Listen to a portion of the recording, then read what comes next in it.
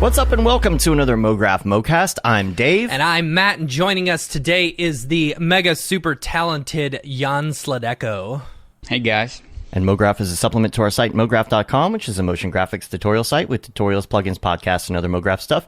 And on the show, we talk about everything ranging from motion graphics to Cinema 4D, After Effects, plugins, render engines, doing business, doing taxes, being a contractor, or working for the man. You can email us info@mograph.com. Let us know what you think about the show. Questions, comments, and concerns, queries, grievances, artist suggestions, show topic ideas. We're on Facebook, Twitter, Instagram, YouTube, mograph.com. Send us your emails and let us know what you want to hear on the show. Do you want to hear something about a particular artist? Do you want to hear something technical? Do you want to hear something about render engines? Do you have a question? Would you like to suggest an artist? Would you like to ask a noob question? Would you like to ask a question that's super advanced and we probably can't answer, but we can help maybe find you somebody who could answer your question? Just email us info@mograph.com. and we will chat it up. This week, not a lot as far as what's going on with us, but we do have a couple things. I wanted to make sure that you mark your calendar or ding that bell, as they say on YouTube's, and set a reminder for Mark Fancher's Houdini special that's going to come up. I believe it's a week from this Thursday? Cool. I don't remember. You have to check. I'll have to ding that bell myself and make sure that I if it's that time, maybe I'll sporadically join, since we got our big projects will be done. It's the 27th, so it is a week from this Thursday. Mark will be on to talk about the updates to his 18.5 course, Stop Being Afraid of Houdini, and also he will be possibly bringing on one of his students from the course to talk to us about it as well. And we'll talk about what's new in that world. And we're also going to discuss the scholarship. There's going to be a scholarship. We are not going to announce all the details of it yet until we have it all taken care of. But I will tell you that it will be a scholarship to the Stop Being Afraid of Houdini course, and we will award that to somebody. We don't know what the criteria are going to be yet, but we're also going to do it with the Unreal course. And it is going to be a minted scholarship. So you'll get the certificate and everything. We'll say so-and-so is no longer afraid of Houdini or whatever it says on the scholarship certificate. You'll get a physical piece framed with your scholarship, and the NFT of the scholarship will be transferred to you. So that's how we're going to do it. Ooh, Once fun. it's announced, we'll put all the details out there. But physical pieces, that's where it's at. That's where it's at. I think people really love having a physical piece with an NFT. So check that out. The Stop Being Afraid of Houdini's out there. Is there anything else going on? Do you want to talk about Camp Mograph at all? I can remind everyone about Camp Mograph. So coming soon, June 1st, tickets will be on sale for the second Camp Mograph. Camp Mograph 2020 V2 moved into 2021. It's in Portland, Oregon. It's going to be awesome. We've got a ton of amazing speakers and teachers, and we just added this last week Clinton Jones from Corridor Digital. He's going to be teaching a surface imperfection course as well as doing some morning yoga exercises. That's for people. Gonna be so That's awesome. gonna be fun. Yeah, That's so awesome. Very, very Like exciting. yoga with Clint. Are Right? you kidding me? And the surface imperfections thing, talk about that for a second, because this is such a great concept for camp. Yeah. And so, like, when this was originally brought up to me, I was like, I don't know, how do you do surface imperfections? Like, but then I didn't realize he had already done a tutorial basically on it, creating surface imperfections using like paper and like ink and stuff like that and fingerprints and blah, blah, blah. So it's Like glass or something? I don't know. No, it's like paper or something, but then you go home and you scan it, and you can use those for surface imperfections and stuff. So super cool. I'm really excited about that one. And then we're working on one other teacher that we don't. We're still talking. We're still working on it, right? But it's gonna be great. Make sure, if you're wanting to come to camp, make sure you are at your computer, ready to buy those tickets June 1st at noon Eastern time. So tickets are super duper limited. So if you want some, you got to make sure you're there. All right. Yeah, the original sales back in the day, I'm people pretty sure. grabbed up I'm pretty sure right? this is. Yeah. I mean, because we had some pre-sales. Back in 2019, we had pre-sales. Because we were expecting to do it in 2020. It was some pre-sales for the former camp alumni. And so they filled up a few spots. So we've still got a few. Here's the thing, the fact that they've held on to them through COVID tells you something. We only had one person actually ask for a refund, and I was totally fine with giving refunds to everyone if they wanted it. But we only had one person, and they were like, "I hate to do this. I do not want to do this. Yeah. I'm very worried about COVID." That was like right at the beginning, right? So, but it's gonna be good. So, and we also thank our sponsors for just saying, "Hey, hold on to the sponsorships. We'll absolutely continue sponsoring when it happens." Absolutely, and the sponsors. The sponsors are 100%. The camp wouldn't happen without the sponsors, and so we. From the very beginning, we've tried to make camp as affordable as possible and as awesome as possible. So, getting to learn different stuff from your peers, even jumping back to the basics and stuff like that. That's what it's really all about. And getting to hang out for a few days with people. Food is all supplied. Drinks are all supplied. Your entertainment's all supplied. It's basically a 3-day all-inclusive vacation. All you got to do is pay for the ticket and pay to get there, So it's going to be good. June 1st at noon Eastern time. And a big shout out to our sponsors. Without them, the prices would be astronomically expensive. Yeah. But because of them, they help keep the prices down for the tickets, which is awesome. So first up, we've got Maxon. Makers of Cinema 4D, Redshift, Red Giant, Forger. Some wonderful people over there. We've also got the wonderful people over at Otoy. Otoy is sponsoring as well. And then Andrew Kramer and team over at Video Copilot. Those are our village sponsors. You will be staying in one of the 3 villages there. And then next up, our gold sponsors are Minimal Massive and Grayscale Gorilla. We are extremely thankful to them for sponsoring as well. And finally, our bronze sponsors are AE Scripts and School of Motion. It's great to have them on board as well. And so big shout out and a lot of thanks to all of our sponsors. Make sure and set your dates. If you haven't set your date right now, your reminder on your phone for 10 minutes before. Dude, this is going to be like an NFT drop. You got to pick up that ticket, right? That's true. And the thing is, I was going to say something, and I don't remember what it was. This is going to be like the first event back on, And so, we were also saying that we were looking close at the mask policy and stuff. And with the CDC coming out last week and saying, people who are vaccinated don't need to worry about it when you're outdoors and stuff. That's what's great about this thing. It's mostly outdoors, going on hikes, doing stuff, learning outdoors. It's going to be good. So we shall be. So we'll just be following whatever guidelines for the local municipal something or other is putting out there. Yep. It's going to be fun. I can't wait. I can't wait to get out there and start seeing people again. Yeah, I've never been, but I heard really good things from people who've been there. They were really praising it. So I can, even though I haven't been there, I can recommend. Yeah.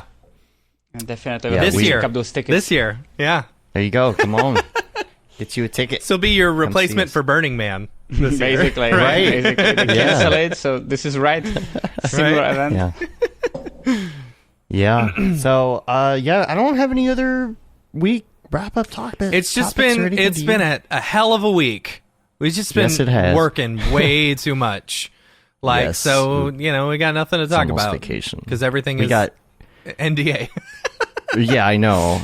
But we definitely have some time off coming. We're gonna do anyone who's on our Halo team or wants to join our Halo team. We're gonna have a Halo Day once our projects are over. That's gonna be June 11th. So if you haven't joined our Halo teams, just kind of hit us up on Slack or wherever. We've been having.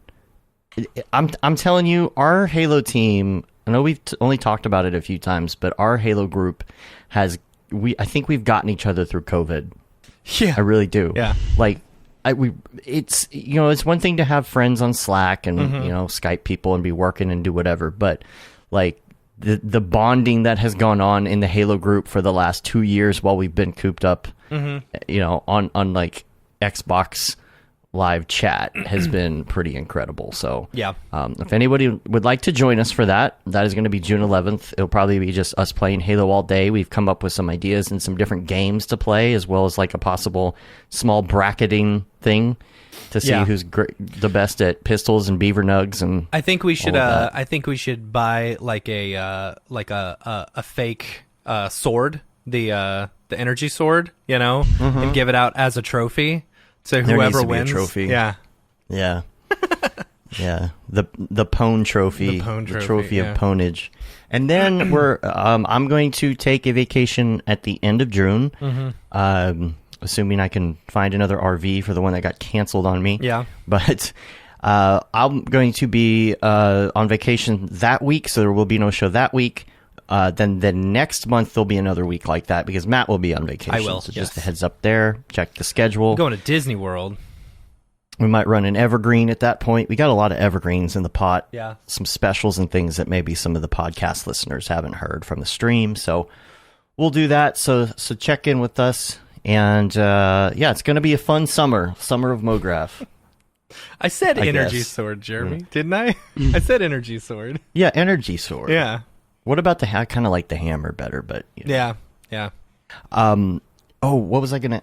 There was something really important. Dang it, I lost it. I don't remember. There was something really important that I was going to mention as far as streams and things, but I'll think about it and I'll get back to you. Oh, it's going to drive me nuts. All right. Well, let's start chatting with Jan a little bit. And, Jan, when we first met you, we were doing a podcast. It was at this dumpy little house that everyone was staying at. It was years and years ago. So technically, you have been on the podcast when we were switching places with everyone. And I had seen your stuff all over the Maxon demo reel at NAB. And I'm like, oh man, who's this Jan Sladecko guy, man? No. I saw it and I was like, who's this Jan? Yeah, Jan who? Who's this Jan guy? I was like, who's this woman? Right. And like somebody had to tell me. Yeah. Yeah, someone had to tell me. I was like, oh, okay. And this is I feel bad. It's funny whenever we do these round table things, it almost always happens that some of the motion designers that I look up to a lot, just happen to show up and I'm like, wait a second, what? So yeah, like with fuck render, you were like, wait, what? Yeah, right. Yeah. So it was pretty funny. It was actually awesome night. There was ended up so many people around the table and sharing. So it was proper proper geek night and get away from the busyness of Las Vegas. Yeah. That was kind of. I'm excited to go too. back though. I need to go back. Oh, yeah. I haven't had my Vegas fix in 2 years. Yeah. So we'll see what's gonna be happening. Also, NAB got canceled right this year, so it's gonna be. It's in October though. So it's in October. Yeah. Mm-hmm. Yeah. In person. Yeah. Yep. It's without happening. your masks. Yeah. I mean, you can wear them if you want. Yeah. Everybody have the vaccination cards and. I got mine. Yeah. Mm-hmm. I saw this really cool way of holding the like a vaccination holder. It's from the Lilo Dallas multipass. It's like the multipass. Lilo Dallas multipass. Yeah. It holds your COVID card. I saw something on TikTok yesterday. They're like, you know what? You just post it on your Instagram, and then everybody will know you're cool. Right. That's all you got to do. Right. Yeah. I saw a funny tweet that said, the coronavirus pandemic response can be summed up in one thing. It's a coronavirus vaccination card that doesn't fit in your wallet. Right. Yes, right? What are you going to do with that thing? I don't know. Anyway. Put it in your back pocket of your jeans. Back to you, Jan. I digress. Let's start from the beginning. Yeah. There's a lot of stuff that you've done, and we've chatted a lot, and we've seen each other in person, and you've got so many pieces of greatness online that I feel like we need to go back. We don't have much else for the show today, And so let's just dig through and let's start from the beginning. And I want to know, first of all, your early stages of artistic talent. When did they start coming out? When you were younger? Yeah, I mean, I guess it's gonna be so original that I started up as a kid drawing, and I was obsessed with that. And my mom was taking me to her office, and no one of my no people at school or back there, no one has a computer, and my mom has computer home, like old 486 or even older, like 386, and she just showed me like Windows, like 3.1, and there was the MS Paint, and I just started drawing there. I'm like, wow, I can draw something in digital world, and then I like cut it out. That was actually basically my first animation ever. I draw two people in MS Paint, and I draw the beach volleyball ball between them, and I cut it out, and I started dragging it with the mouse cursor, And I was just like, wow, they're playing volleyball. And and when you drop it, you bake in the image, and that's it. It's screwed up, and then you need to start drawing again. Yeah. And I was so obsessed with that. And from there, the rest is the history. I just started kind of like, when I was 10 or 11, I got like some GIF animator. So I was like, I can actually draw the images and then put them to sequence, and I can do animation from that. And then I started using PowerPoint, and I was building even simple games. You can go somewhere, and then you can choose if you're going to go left or right, and then you died. So I was building... in PowerPoint? I was in PowerPoint actually doing games. I was like doing like Soldiers Always Came, and appeared like a Mother Flash. So... That's awesome. And then I started learning Flash, and I was doing action animation in Flash. So when I was 13, I was doing my short movies animated. It always took so long. And then websites from there, Flash websites. Was a bit older, was like 16. And I guess that was kind of like the start. And then when I was 17, 18, I found out about After Effects. And my friend told me, you can do everything what you want in After Effects. And I downloaded it, and I just did some few basic steps and in the beginning, but then I discovered Video Copilot, and from there it just took everything exponential. Yeah. So I don't know how much like in the details, but After Effects I was just doing during the school and doing a lot of animations, and I was doing all the way to university, and I was already doing like a lot of fun stuff. And then I just like after school, I just like, okay, I want to do some animations. So I went to the biggest movie company in Czech Republic, and they do actually like VFX movies, and I showed them my show reel with like shooting zombies, like from the Andrew Kramer and all that stuff. And they were kind of like looking at this like, was that you, the person who looked like a Rambo, like a machine gun shooting zombies?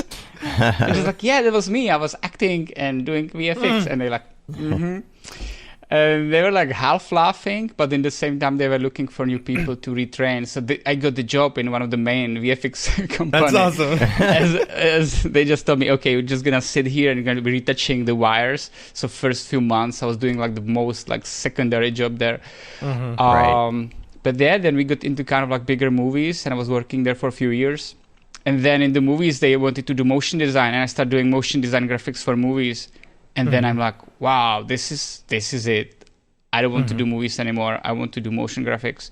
And from there, I actually quit, and I started working for local televisions and music videos.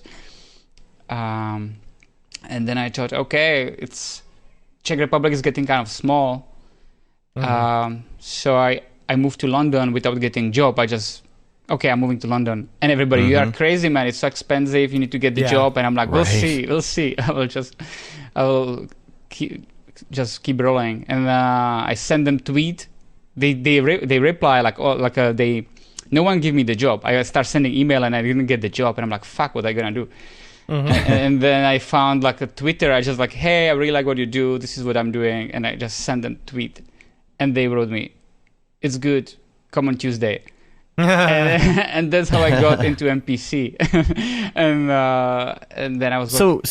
Sorry, I wanted to step back before we get too far forward, but you said you were doing this through school, but you weren't taking classes on it. You were just doing this on the side? Yeah, right? basically, I found the school, and I was like wanted to do something with multimedia design and animation, and sadly enough, the school actually like they told me, hey, we actually notice you do effects and stuff. Could we pay you and you can teach our teachers? And I was just like, what? So I was like making good money at school, but in the same time I was frustrated because they weren't necessarily teaching you stuff. Yeah, right. They were more like traditional art schools, so there was more. We did some photography and developing your own photography and taking pictures on classic film, but in terms of animations and stuff, they didn't teach us much. So we were all self-taught. So that was kind of like frustrating. Nowadays is like amazing. Like who start nowadays, you have so much like information, so many tutorials. Right. Like YouTube was really small before. Like luckily it was Video Copilot already. That was the kind of starting at the time. So the early tutorials were like going on, and that was like huge. I think the big thing for anybody that's kind of around our age group is if they tried to take something like I took quote unquote 3D classes, right? Yeah. But it was the same thing. They didn't pay me, but they did say, "Oh, you already know how to use 3D Max, so just go do a project at home." It's like, but they weren't teaching me anything new, right? Yeah. And back then there was no like theory for motion design. It was just like I was in video classes, and here's how to rotate a cube, and so there was no connection between the two. And obviously no YouTube, any of that. So anyone our age, it feels like we've had to just kind of pick all these little pieces here and there and figure out how to do it. Basically, I mean, I took the film post-production classes at our university, and there was I like the guy. He was a cool guy, but he was just like have to recording, on the old cassettes. I don't even know, mini DV they call them, right? And then and then we need to bring them to Avid, and then we can just do some editing in Avid. Was just like so painful and slow. And And then I'm like, can I ask you a question? I see like in the movies they always have this green background. I would like to do something like that, some effects. And that's a special technology that's complicated. We're not going to be covering in our classes. And in other words, it's, I don't know how to do that. Don't ask me how to do that. Yeah, I don't know how to do green screen. And I'm just like, fuck. So that was my school. Like that's how far we got. And then I'm like, oh, it's actually, you can do it in After Effects, and there is a key light, and it's actually pretty good. So I had to wait till work. Actually, I didn't learn this thing. Actually, no, green screen I learned and through Video Copilot and stuff like that. But then when I started working for movies, then they taught us so many tricks, like how to proper do key light, and how to comping and color values and air perspective and matching the colors. So I have actually really good school from the working in the movies industry. Like we always went in theater, and there is a creative directors and supervisor, and you watching every shot. Like people work weeks on it, and you watch each shot on loop, and then they like stop it, 800% zoom, and then they like zoom in the theater, and then like everybody's looking for mistakes, and you just like silent, you just like don't breathe, and everybody's just looking and scanning and looking if there is there is a magenta. Do you see this area? There should be different color grading, and they really like dissecting each shot, and the good thing is you can watching the supervisor and when you see the shot, you can try to have feedback for that shot in your head, and then you will listening him. And after a while, I was actually I see this fire is too green, and then he said this fire is too green, and he's just like yes, like this is like the best that can happen. So I really like those days. It was hard as F. It was the hardest time of my career. It was the most work, the least money, and really like the biggest like pain hustle, like especially when you start working with ILM. And then the ILM had like crazy standards compared to Czech Republic. So we are leaving the meetings, and we just like, how are we gonna deliver this job? It was like insane. They were just like, in this wing, in the jet in the background, do you see the aberration of the colors? There should be like, and they were like going in the details. So yes, that about the start. It was really not traditional. I know a lot of people started like with motion design, but I was starting with VFX. And that's pretty cool though that original company actually kind of gave you just kind of gave you a chance there. They looked at your stuff and they were like, no, we recognize your passion, so we're going to bring you on. That's pretty cool. Basically, yeah. But yeah. But then you went to, you said MPC in London, right? And is that where all the color stuff was? Is that what you were talking about with the? Is that where all the color grading and? No, now I was talking. I was talking about UPP. That's like the one of the biggest Central Europe post-production houses for movies.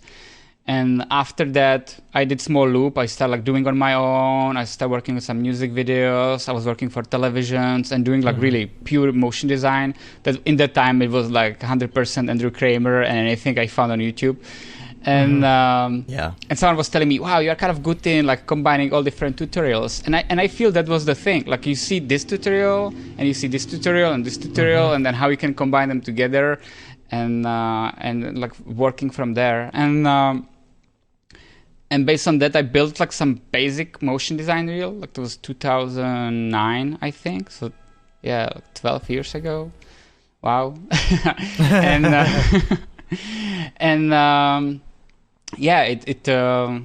It was enough to get the job at MPC, and or maybe it was actually even newer. It was 2013 when I was going to MPC, and that was interesting. Then I started speaking with other people and then meeting motion designers and understanding all the different sides of this industry.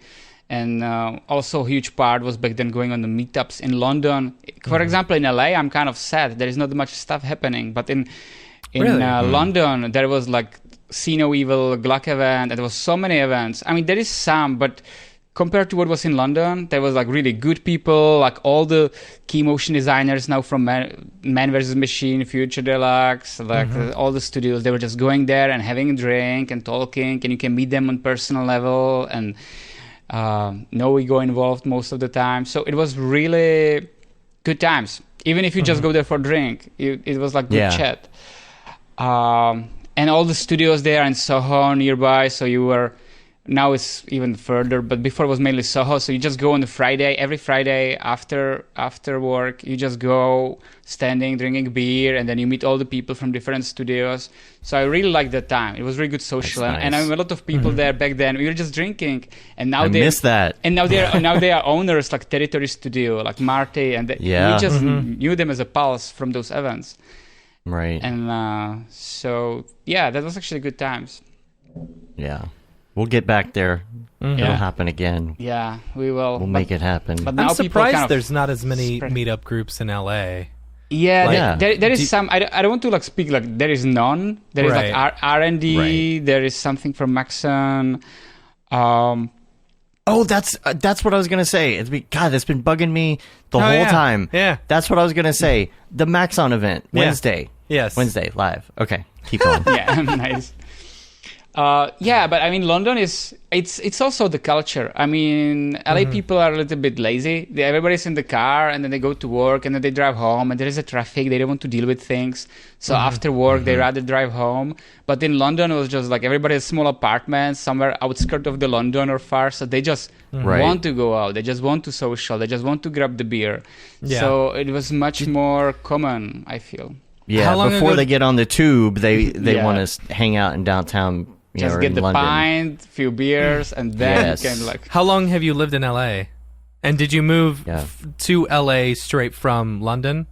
No, actually from London I moved to Czech Republic. Then I had actually, I would say almost my best part of my career was after London in Czech Republic, because I got there and they're like, wow, he worked in London, which was not really common. And then I started really choosing the jobs. So the company started giving me offers, and it was I wish it was here like that, because I was always home and I got multiple companies and I said, okay, show me the jobs, show me the briefs. So they put the briefs in front of me and then you choose which brief is going to look the best in your portfolio.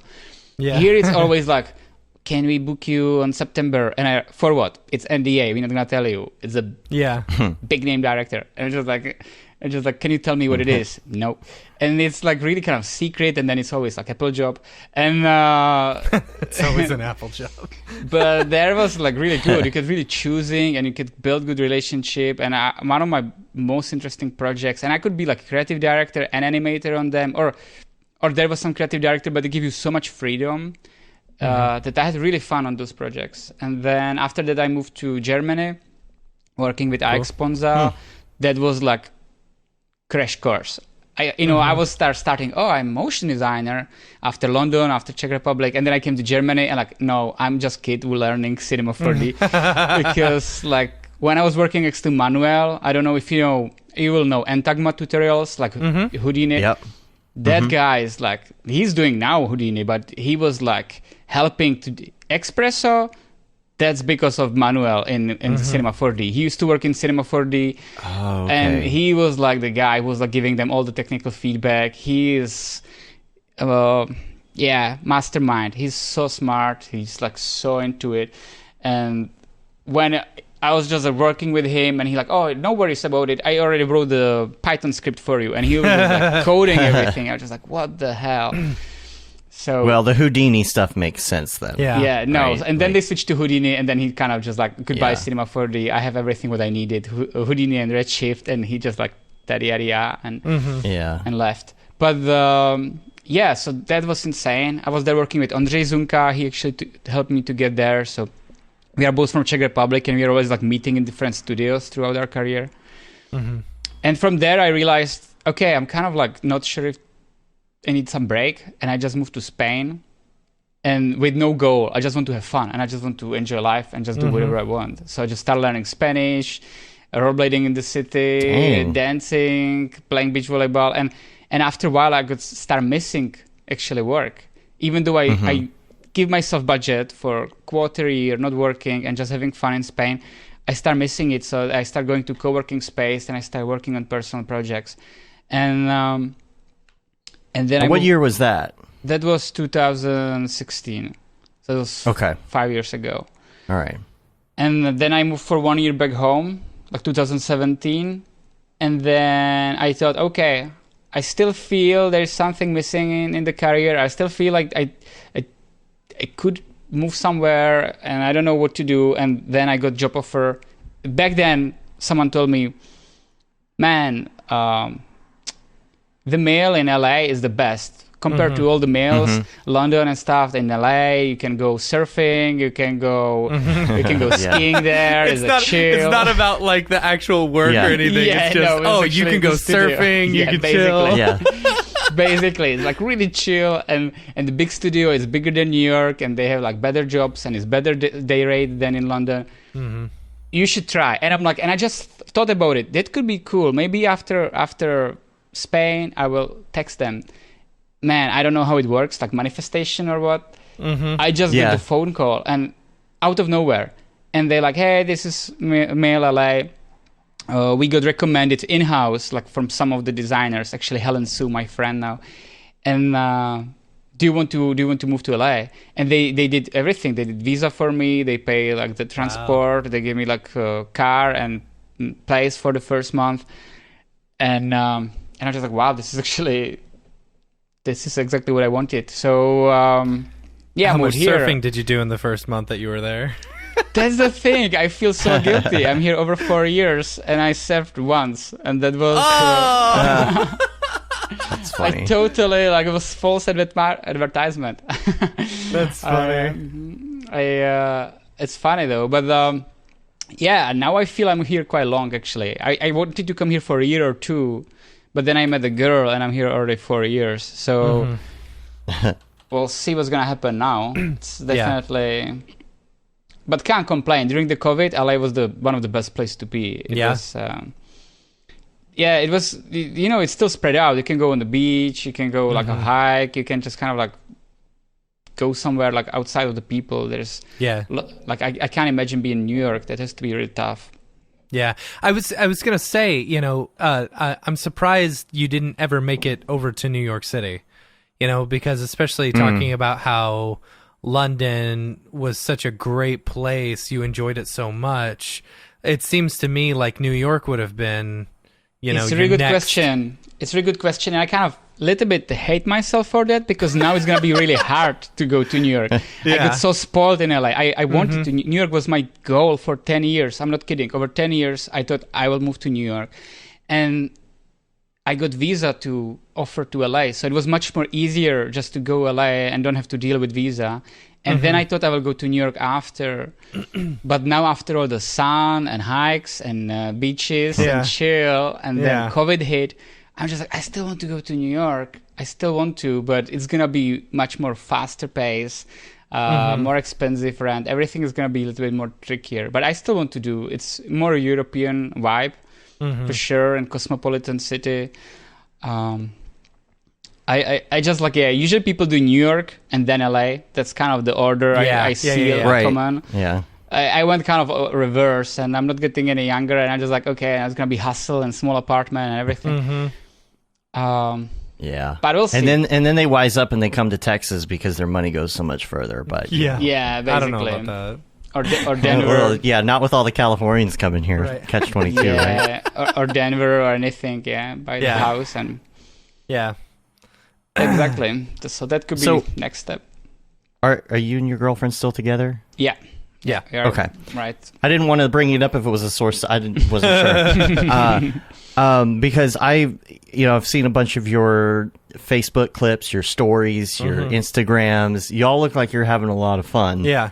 And you're doing a lot of extracurricular activities. I see you snowboarding. I see you going to Burning Man. I see you doing like all these like extreme physical, things that I don't think I'd be able to do. So I thought it would be good to maybe even talk a little bit about taking time to do stuff like that and getting away from the computer a little bit just to relax. Yeah, I mean, especially talking about jumping off of that. I mean, you talked about taking a quarter of a year off just to go to Spain and to play volleyball and learn Spanish and stuff like that. It's like that's kind of a dream right there. Yeah. It's I don't know. I mean, it's weird thing, I know a lot of friends were really like structured oriented, and they were like, okay, I need to this to get here. I need to make those money. I need to go to studio. But for me, I was kind of keeping a little bit fluidity in my life, and I was always trying to take a few months a year off to just traveling. I was since 24.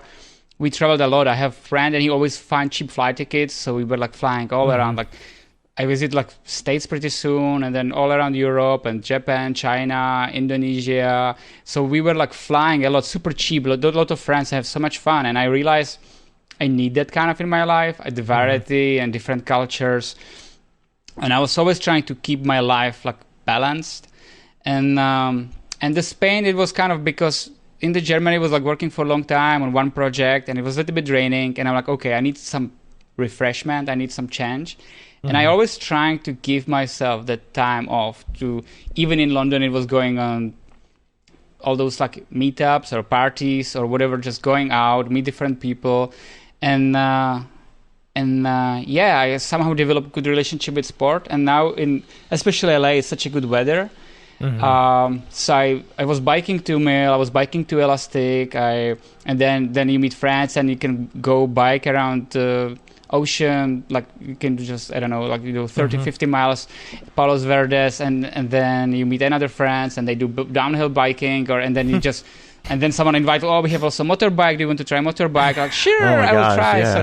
Yeah. So I'm trying to do a lot of activities, especially because I have problem with my back. And I just like, my doctors told me you should not work on computer. And I'm like, there was a time when I was working like 12 hours a day, 14 hours a day. I mean, don't get me wrong. It's not just like having fun. I mean, I definitely, when I was working on astronauts, for a long time, my schedule was working at the Mill till like 7 p.m. and then order dinner. Maybe I shouldn't say it loud. Order dinner, and then I just switched to my project, and I was working on astronauts like till maybe 1 o'clock, 2 o'clock in the morning. Yeah, I ate dinner. I knew all the cleaning ladies at the Mill. There was like no one there, and then I just took the bike, and in the night I was just cycling back, and then it was just this kind of loop. That was actually before I met the girlfriend. then when I met the girlfriend, of course, it just suddenly can't work like all day on the computer. And also you maybe don't want to. And then we start kind of going more out and exploring things. What's her name again? Her name? Yeah. Emma. Emma. Okay. Yeah. It seems like y'all both have the right kind of personality to be doing all these crazy things. Like, I don't know, maybe that's just what I get from Instagram stories, but it seems like in order to do all those crazy things, you have to have a partner that's also willing to go do all those crazy things, because that's a lot. Yeah. Oh yeah, no, for sure. We both have kind of like, we want to enjoy the life and do things. The tricky part is when you want to combine everything together. You know, you want to be healthy, you want to have a lot of friends, you want to have this kind of like ventures to going out, and more you do it, more you kind of getting addiction to do those outdoor activities. But then you realize, well, then you still have to do work, and then you need to study, and then you need to progress, and then you have the business idea and plan. So it's constantly kind of balancing things out and writing out kind of like the plan. So I'm actually right now trying to figure it out, how to combine everything together. And luckily enough, it seems it could work out. I really started learning also about mental health and mindfulness. And I went to, I'm too long in LA. So there is a lot of spiritual woo-woo people, and I kind of touched it. And I start seeing some stuff in it. And I'm like, okay, maybe I can start combining things together. So I did this breathing animation recently. And I saw it. It was beautiful. Yeah. Absolutely. Thank you. And it was suddenly like kind of start overlapping some things together. I'm spending a lot of time in nature, and breathing is important, and trying to help people. And I'm like, okay, let's combine together. And I made this piece, and it was after a long time when actually like my followers started like really like going up again. And so people liked it.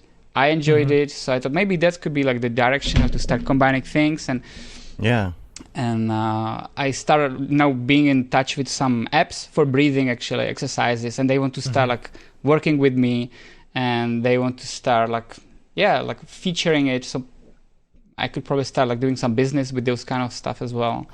I love that. It's so Calm pretty. is the one site that does a lot of this, right? Yeah, basically Calm, and there's a few other ones, and so this was just kind of like simple one, and then I have like a few other ideas now, even some trippy animations.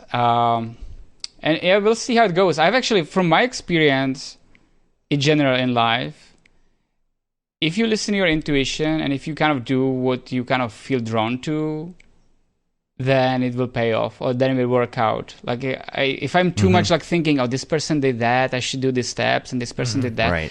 It just doesn't have to work for you. It might be you don't have a personality for it, or maybe you start forcing yourself to be in another person's shoes. So maybe like my bohemian approach to life so far worked for me, kind of.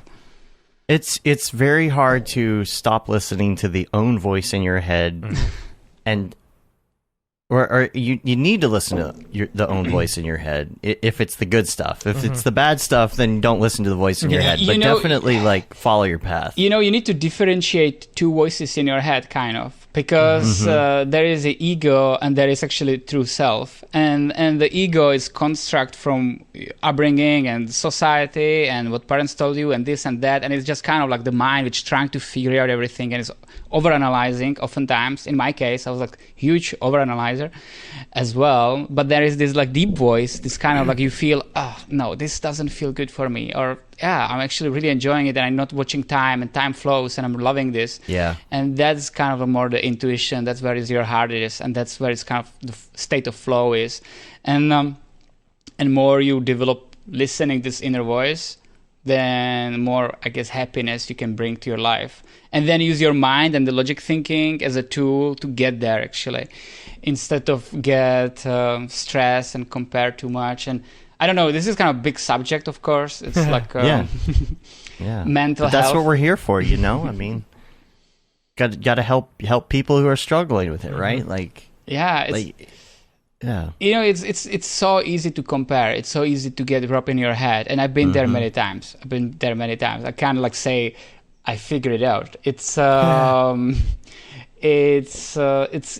nowadays more than ever. You see the Instagram, you see other people followers, and you see this person, and he sold an FTE, and he's fucking rich, and he's doing that, and then you're just like, oh, damn it, like, how come? And then you get all upset, and then you maybe find out that he is or maybe you don't find out, but he maybe have huge struggling in his family or like other stuff in part of life, and you comparing just the shiny things. Yeah, just the highlights. Just the highlights. We call it. We've mentioned that quite a few times. I think where it's like your on stage persona and your backstage persona, and people never see the backstage persona when they're looking at your NFTs and your Instagrams and all the other things. They don't know what you've been going through and how many times you failed to get to that place. But doing the things like where you sit down and lose track of time, man, you know it's good when you lose track of time.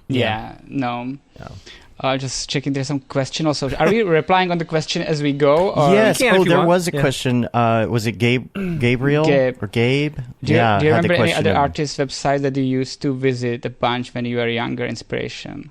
That's a good question. I believe I was checking the Hello Lux. Yeah. Then there was some Polish guy. What is his name? He has a hard name, some Rabinowitz. I can't even remember him.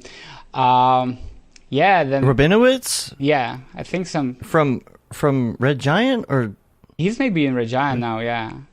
I think so. He was. Yeah. And then just like old websites, you know.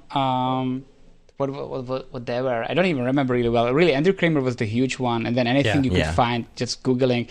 I was actually starting on the stick animations, like in the Flash. I was watching some brutal animations, just stick figures, and they were always like shooting and attacking, and there was some crazy metal music over top, and I'm like, wow, what is this? I love it so much. And I don't know if I can find it somewhere. I was actually... I think I remember those. Is that the it's the fight scenes between the stick figures, right? Yeah. I remember that. That's classic Flash animation. Yeah, so that was like huge inspiration. There's like Xiaxao was some guy, he was like master in it. And I was like working on those animations back then. And that was like when I was working on it, like other kids were playing outside. That's what I'm talking about. Like other kids were playing outside. It was weekend, and I was just like I was just in Flash and animating, and then some guys like, I don't know, like 13, See, that's 14. why you need to get out into nature now. You're like, oh, I missed out while I was a kid. No, basically, I actually was thinking about it. I'm kind of like now living the life of people who have in 20s, so like teenagers. I'm just like, okay, I need to go out and I need to chill and smoke a pot, or I don't know. I'm just like rediscovering life. But in the same time, I feel I need to find a good balance. I mean, luckily enough, I'm really glad that I have a lot of interesting and successful people around me, and you know, you can see that the life is oftentimes built by the routine or the lifestyle you have and the habits, and that's formed by your beliefs. So then when you see those people closely. And also they said that you are formed by the 5 people you're hanging out the most, that you start kind of like copying the mechanisms. And so it's good to surround yourself with the people who are doing life great and they're kind of inspirational. So it kind of now helps me to see, okay, if I want to kind of move forward, if I want to go to the next step, because you can't just like always chilling and just having fun, because what's going to happen next? Like, you know, as a freelancer, there's going to be more freelancers coming in, and they'll be younger and more passionate, and they will be like all in. I just want to sit on computer all day, and I love it. And I'll be just like, oh, I want to go for a hike now. And then you already start kind of losing the game, I feel. So it's about, what are you guys doing? Like you're starting your business, for example. That's great. Yeah, is that a product of getting older? You're like, I don't... Like, it's not that you lose passion for what you want to do. It's just that you want to be able to say, okay, I'm not working this much anymore. It's time for me to and go enjoy some things in between doing this. Yeah. It's like you know, slow down. You know what happened to me, and I don't want to this might be bad. Maybe I shouldn't say it because I don't want to discourage anyone. But go for it. I guess I was, because I started so young, and I was working in professional level over 10 years, then after a while, and it actually mainly happened at the mail, you know, they give you a new job and it's just like, do this, and then you don't know for who it is, you don't know where they're playing it, and you barely finish it, and you have another job, and you just like, you start like really like manufacture, and you don't even create relationship with those jobs anymore, and you're not there in the pitch of and downs in the beginning. You're just becoming just the one part of the process, just animate this, animate this, and I got kind of detached from it. I start realizing I'm just like making no money, but I don't have any relationship with my work. And as a kid, I started doing those animations because I wanted to do something funny and communicate it and show it people and they laugh or whatever. But then I start realizing I'm just doing it as a tool now, just to promote anything I don't even care oftentimes. And don't get me wrong, I had like amazing time especially when you have more freedom or ownership, but everybody is different. Some people like to have constraints and like, this is what I do the best as I can do. But I kind of like to see the bigger picture. And then I start realizing I doing this, but I want to communicate, and I'm not communicating. So that's when I start working on astronauts. I start practicing communication through my work. And that was changing. That was changing everything. Then I start like, my followers start skyrocketing. Like that was suddenly like from, I don't know, 5,000, I got like to 30,000, and it just started going up and then up because I create communication, because I start like expressing myself. And I thought this is a meaningful thing for me. And then I tried some other jobs, and don't get me wrong, I was working in some amazing studios and it was still fun. But then what was also life-changing big change when I got approached for a music video for J Balvin. And then you could figuring out like communicating, creating this story, putting together team, working with people you admire. And that was also like, whoa, I actually really liking this. I like to working with people, with friends, have like still the bigger vision, like putting together animatic everything. And even though I didn't do all the shots, just to feel you have to use your brain kind of.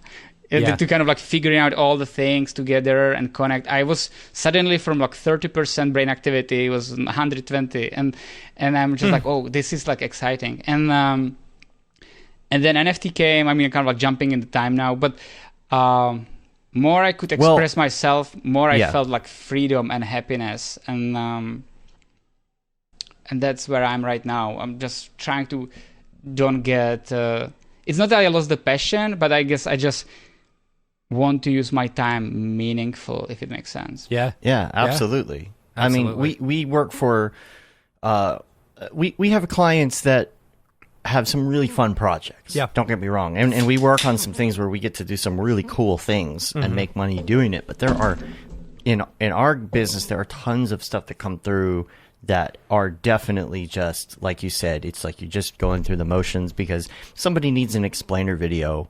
Yeah, I mean, how much creativity am I going to put into that? And nowadays, it's like now we're trying to delegate tasks, and we have other people that work with us, for us, whatever.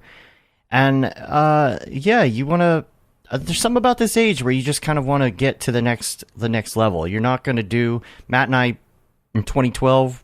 When we met, we were working at a place where we were doing logos all day, every day. We put in our 10,000 hours on that. So it's like now you want to do something else, or maybe direct someone else and be able to use that creativity as often as possible, right? Totally. And I wanted to ask you about the J Balvin. Balvin, right? Balvin, yeah. About that, because... I'll be right back. Keep going. Sure. See, we can never make it through we can never make it through without having to break. Pee. But the video that you did, if I'm not mistaken, because this is actually featured on our site, that's true. Is an article on everything, and I want to say, if I'm remembering correctly, you actually were kind of working with the team. I don't know if you were managing the team, what you were doing specifically, but I wanted to learn more about that process, because this is a very intense piece of work, right? Like there was a lot of moving parts. What were some of the things that you came up with on this? Like, what was your role and what challenges? I mean, this was like this was one of the milestones in my career for sure. It was after I left the studios, I started freelancing, and I started finding out that even freelancing doesn't give me the gist I would like to. And then I'm like, damn, what am I gonna do? I mean, I need some moving forward in my career. I need some next step. What is gonna be?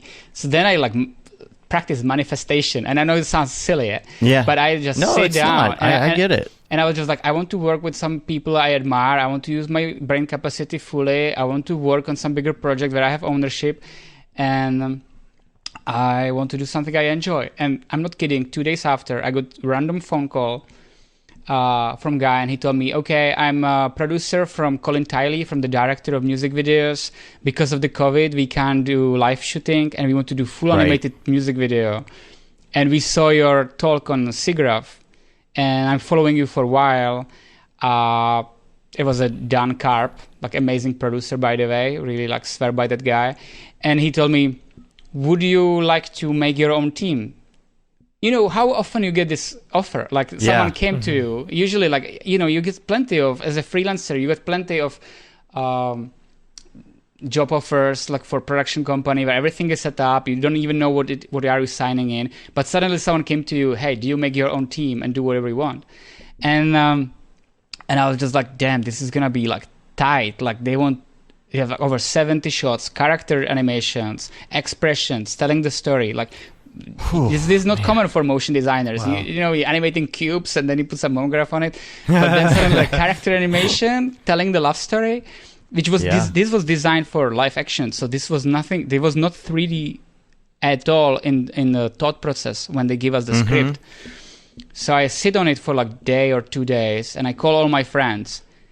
I'm not kidding. All of them told me, don't take it. All of them told me, this is too much work. This is impossible to do.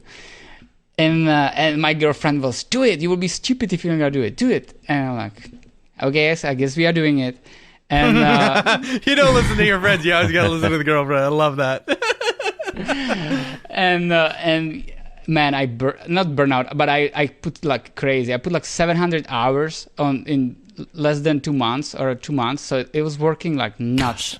And I called like all my like best buddies, like from the mill, from Elastic. Like luckily, in that moment I already knew like some A-star team here, and the music video is still kind of appealing these days. You know, it's something different, and I was able to establish like killer team. Like I never had like such a good team, and I was in new position. Suddenly you have to lead the team.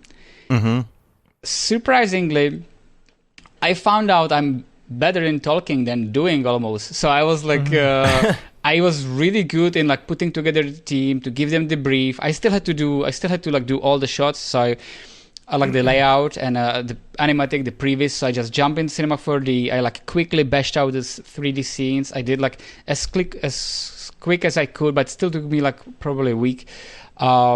The basically entire music video, like the shots. Then I had to make like some managing system. Then we got the Slack. Then we got this producer, and we just like start hiring people. And then you have to start dealing with so many things. We had like 15 people, and now different time zones, and then you're constantly working out, and then and then you want to go sleep, and then the people in Korea are waking up, and you are exhausted, and they're like, "What is my brief for today?" And if you don't give him the brief, you will lose. I don't know how many $100 you're paying him, so you need to make sure he has a brief. You're going to bed, and if they don't have anything to do, so I was animating, I was doing creative direction, I was doing shots, and I was producing, and I was establishing the team. So I even was measuring time, which seat I'm currently sitting on. I had like and like measuring my hours to kind of like learn from the project as much as I could, and it was overall an amazing experience. But it almost killed me towards the end. It was like too much. It was too much. We don't know till now. We don't know how we did it. It was just so much work, and the motion capture data. There were some issues, and then we had to like last minute, 7 days before delivery, we need to make new team of animators and like hand animating like half of the things. So.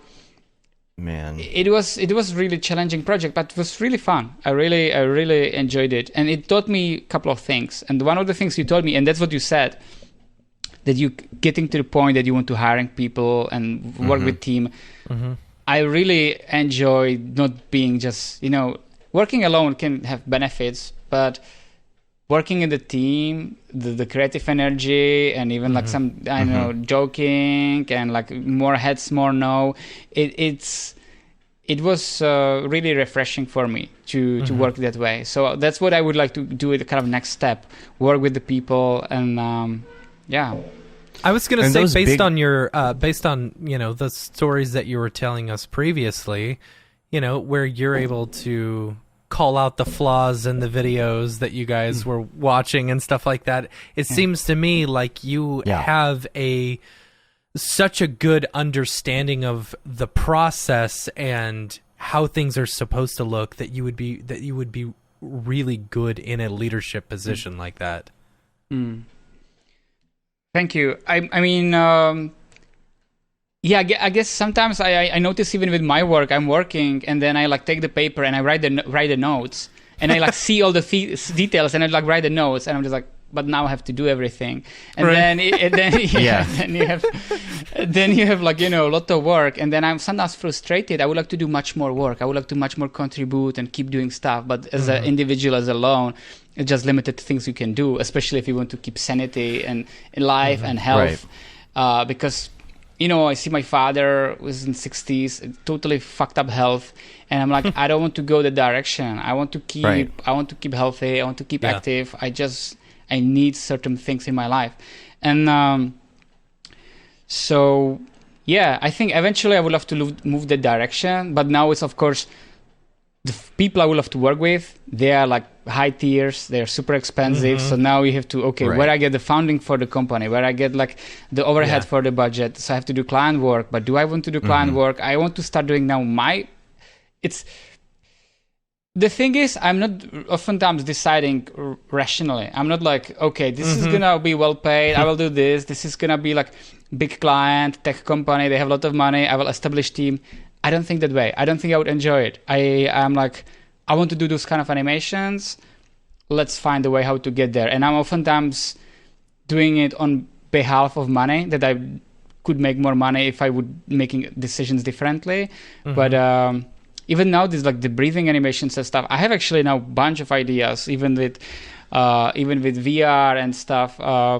Working with people, I already start like writing with people, writing scientists. I start writing. I want to do new type of projects which I don't see, and I want to see and experiment. And now I have to find money to start doing those kind of things.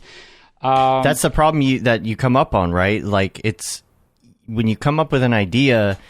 And the only way to get there is money, and discipline, and go with it. Yeah, I'm a good idea generator, by the way. But but then I love what you did with even like in these in the behind the scenes thing that you have here. Like I love this idea that you did here. You were in the design concepts and you put the emotions of the people on as like little masks. Oh yeah, this helps so much with because I knew there's gonna be too much stuff to handle, and when I have animators, I was just like, you can read the emotions what we're trying to accomplish. That's great. Through the previs. So I put a little bit more effort in the previs than usually people do, but then the animators and other people who were working on it, they knew what we are doing. They get it. Exactly. Yeah. But this is such a massive amount of shots and a massive amount of people working.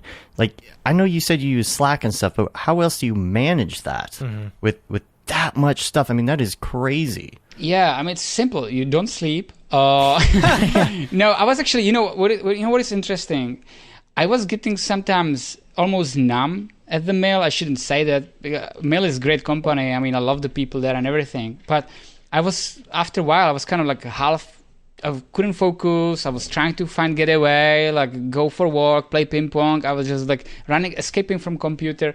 And I was like, I don't know, maybe my brain is not effective as it used to be. I was like starting like having self-doubts, and I started like feeling negative about myself.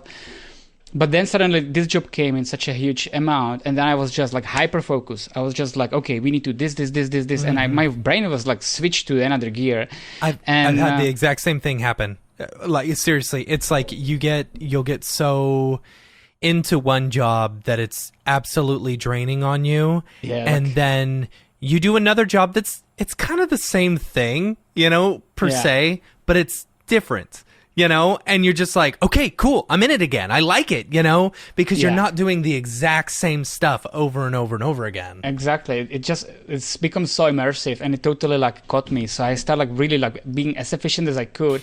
And then I came up with a bunch of things. I came up, we used to Notion and Slack, and then in Notion I make... Notion. And I really enjoy like doing interactive tables, like the sheets, so you can like really switch the animators, write the shots. And I was like, I really try to build this. I was enjoying this part actually, surprisingly. I really enjoy to building this kind of... It's basically someone using Shotgun and other tools, but we create our own, which was like not necessary buttons, really kind of like what we needed. And then people start using it and switching the files, and everything started working automatically. So as much as I could, I automatized. And then, as I said, the team from the production company, they gave their producers. And their producer, he wants to be supervisor, and he really is hands-on.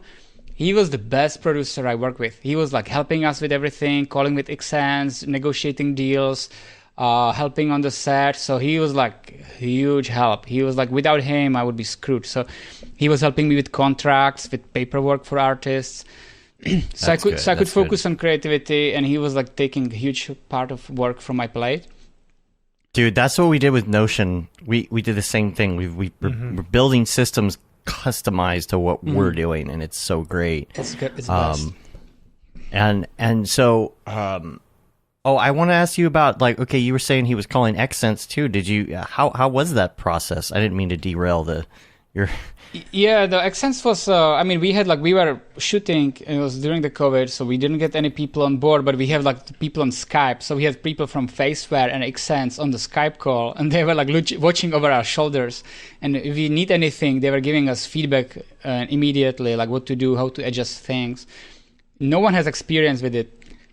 We are on the set, and suddenly like one joint disappeared, and then the knee joint was coming from the shoulder, and it was like we will fix it in the post. There is some cleaning button or something like that. So we were like really like freestyling, but luckily the Xsense data was actually pretty decent. What was issue was Faceware, like the face reading that we basically. I don't know if it was the problem of the guy who was processing the data and he was lying us, or if it was just like so unusable. But we basically threw away all the data, and then we had to like hand animate it in last minute, which was insane. I was like, call my friend and just like, hey Mike, how are you? Long time no see. We have the job here. We already started and we already running on the money, running low. We are basically like budget is gone. And we have 6 days to deliver. And we need 3.5 minutes, 70 shots of character animation, face animation. Oh my gosh! He was just like, click. Yeah, he was just like, he was just like, thanks for in the beginning music video. That's cool. Thanks for calling me. And then he like finished the call, and then he called me back, Jan. That's a lot of work. And I was just like, and just like, well, do you have any friends who can help us? But keep in mind we don't have money. And so luckily we still were able to pay them a couple of $100 per day. It was we couldn't give them like full day rate, but we found 5 animators, and they were like bashing it. Like in that moment we had 2 teams. We had like motion design team and a character animation team. So Dan took over the facial expression team and stuff, because I just couldn't do everything. So then I was like taking care of one team and his second team. And it was like really, luckily all the experience from the big post-production houses come in handy, because you kind of know the workflow. But challenging all the way. And then we found Chinese render farm that also was actually amazing. They helped us a lot. Yeah. Who is that? Fox Render Farm. I'm actually working with them even now. Even like my NFTs, I'm now rendering with them. And what's the engine? Or engines that it uses? What do you mean? Will it do like Redshift and Octane? Oh yeah, they man, I was even calling them and just like, I need Forester, and they, let me check, we have this version, and they are such a supportive team. So even if they don't have something, they can install it for you. That's cool. So yeah, they have Redshift, they have Octane, they have all kind of things. But I was using Redshift. There's that meme that goes around in our industry sometimes. It's like the creative process. This is awesome. This is tricky. This is shit. I'm shit. This might be okay. It's awesome. And especially on those big projects, that's what happens. You get so burnt out, and then it's over, and you're like, oh, okay, well, that was cool. And then you get amnesia. Yeah. And the next big project comes along. Yeah. And then they come back and they want to do a whole nother set, and you're like, okay, cool, let's do it. And then you forget that it's hard. You forget how much work it is. Yeah. No, but, yeah. You get into it, and then it's too late, and fuck. Yeah. Yeah. I have to go. But someone is actually writing, hey man, ZenFrame's website expired. That's another thing. I used to this, I didn't set it. When they told me, hey, you want to do this full music video? And I thought, okay, but I want to use it as when we're already working on it and we're redoing everything and I'm establishing theme and stuff, I want to use it as a chance to kind of like start up something. So I told them we're going to do it under the name ZenFrames. And we basically use it as a launch of the company ZenFrames. But because this project was so devastating, right when we finish it, I got a phone call from Matthew Cullen, is I think director for music video for Katy Perry. They wanted to do full animated music video for Katy Perry, and I'm just like, wow, J Balvin, Katy Perry, two jobs like this behind each other. That's like amazing start for the company. But I was like, literally, I was not okay. I was like, everything you could imagine, like back fuck up, eyes, like I was like, there's like on the wheelchair, all the team was like exhausted. Like most of the people were working after hours because they were working still in their studios and companies like Mail, Elastic. So everybody was burnt out. And, this is like coming back from the battle and everybody is just like bleeding. And then like, hooray, one more battle. So missing limbs. So I couldn't do it. I couldn't pull it off. So I'm like, I had to cancel the job. And it also made me think after. I was like thinking, this was cool. It was a really cool experience. But still, like a lot of people, we don't understand the music video. We don't understand what was happening. So was this girl real or wasn't real? Yeah. And then I don't necessarily listen J Balvin music. And it made me think, this was cool. We put shitloads of hours and energy. But still, you put so much energy to one project, so much overtime, and then it's just done. And that's it. Like people talking about his song. They're not talking about animation. And I thought they flip through it on Instagram for like 2 seconds and then it's gone, right? Yeah, like, and all that work. And I thought it wouldn't be cool to use the time and power to building something, like to know that always when you do this heavy work, then you are just one step higher instead of starting over again. Like which when you're building the company, that's kind of what's happening. Like you know, like if I would now use for ZenFrames, then it would work. But the thing is, I see many directions you can go as a motion designer as you get older. You can become senior creative director in some studio, or you can start your company and start studio, or you can like trying to boost your day rates high as possible and be super efficient and just keep hustling that way as long as you can. Or I don't know, do anything else. But I felt as a starting studio, after this experience, I was like, I still wanted to have more per se in the project. I still would like to have more freedom. And then the fact they were like, no, we have to do it in this crazy deadline. And then we are like really bleeding towards the end. And I was trying to protect my team. I was trying to give them more time. And there was no discussion with them. And I was just like, I guess I need more ownership. I want to have more word per se. And that would be ultimately to doing your own projects, to build your own product, to do something which you're developing, your brand. And that's where I'm playing right now with my thinking process and where I would like to go. And that's a little bit harder way because you're starting something which doesn't have to work. You don't have to get the money. You might have to. But it makes sense though, because when you are working for other people under a tight deadline, it is so hard to be creative. Yeah. It's ridiculous. Yeah. It's like they're hiring you because they know you're good at something, because maybe you did like a really nice personal project or something on your Instagram that you spent all this time on, but then they want you to do the same thing and they want you to do it in like 5 minutes and you're like, I can't be creative in that amount of time. Yeah, and this one of the things also happened. Like when I was starting, there was like not so many motion designers, and then you do something like Sparticles, and you do cruise simulation, and you're like, wow, this is cool, and I don't see this often. And I felt I'm always not reinventing, but coming up with something new and fresh. But now when you get the job, they like, the deadline are much shorter. Okay, we need to do it in a week or 2 weeks, and then we want particles, and the reference is man versus machine, and they have like beautiful Houdini simulations, and it's just like you're trying to reach mountain, which is like so well done, but you have like much fraction of the time, fraction of the budget. You kind of like and then I start feeling I'm not coming up with the new things. I'm just constantly ripping off something, copying some existing stuff, and you're becoming kind of in this loop. And it for some people can be really exciting, especially when they're coming to the industry, or like, oh, I can look up this and trying to mimic it. But I feel what I'm contributing to this industry, what I'm contributing to world, and maybe it's too ambitious of me to ask those questions, but I, as you said, when I take a paper and I start thinking about some bigger ideas and concepts, I'm like so much enjoying to think outside of the box.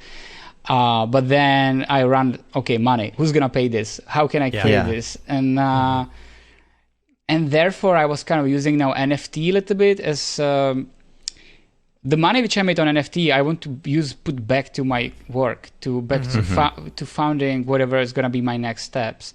And in the same time, I'm really like studying a lot. Last year, I actually took a little bit break from motion design, and the only reason is because I took motion design. Before, motion design was my life, and now I thought motion design is my language. It's the way how can I express myself. It's the way how I can communicate.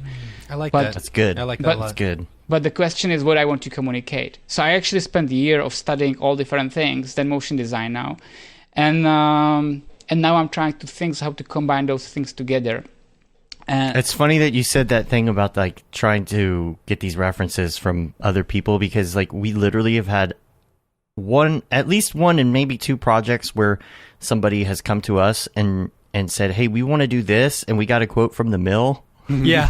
But it's too high, and so they'll give us like shots of things. Like I'm pretty sure one of them was something that you did at some point. It was something from the mill. We're like, we want it to look like this guy's stuff, and it's like, well, and yes, we have but like a fraction of the budget for it. Yeah. No, that's the tricky thing, and that's what's happening more and more often. Like they did it, and they did it, and then there is like some crazy student who wants to like learn it, so he just put insane hours and bleed out, and then he do it, and then he's undercutting the prices, and so we should start an offshoot called the Mule.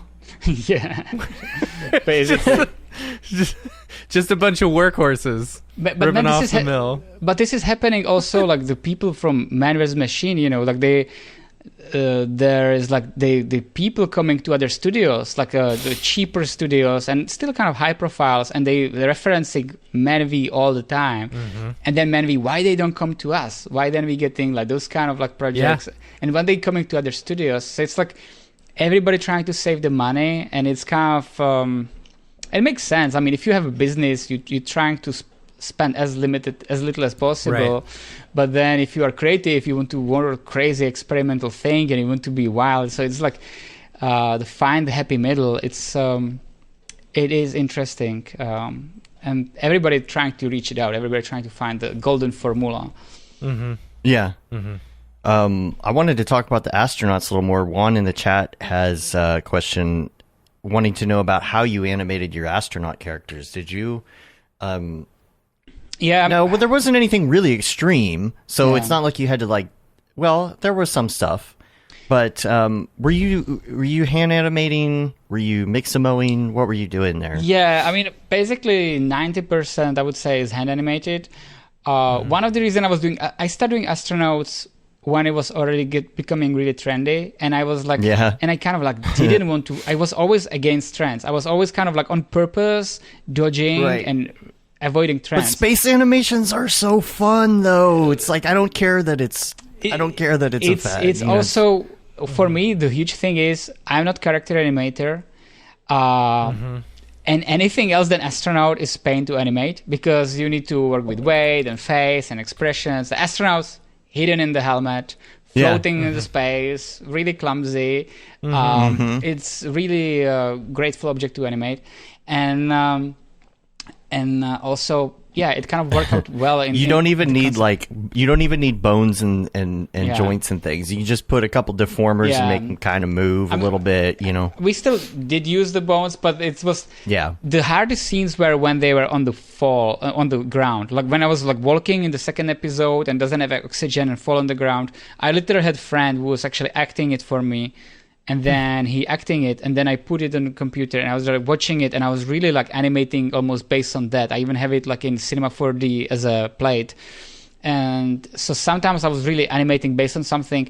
When they was grabbing the car, I was like pushing myself outside from the table and trying to grab the table, like following my hand, like if you look at the Pixar and stuff like behind the scenes, all those guys doing like weird things and playing the stuff there and acting it for itself and falling on the floor. So you get into that level. You suddenly start playing and acting and starting to understand, oh, this is actually how my hand moves, how grabbing things, because you don't think about it normally.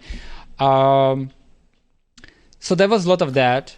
And that was also the most time-consuming part of it. For Instagram, that time, it was kind of overkill. I was just like, I'm putting so much time, like for each episode, and then getting custom sound design and getting voiceovers.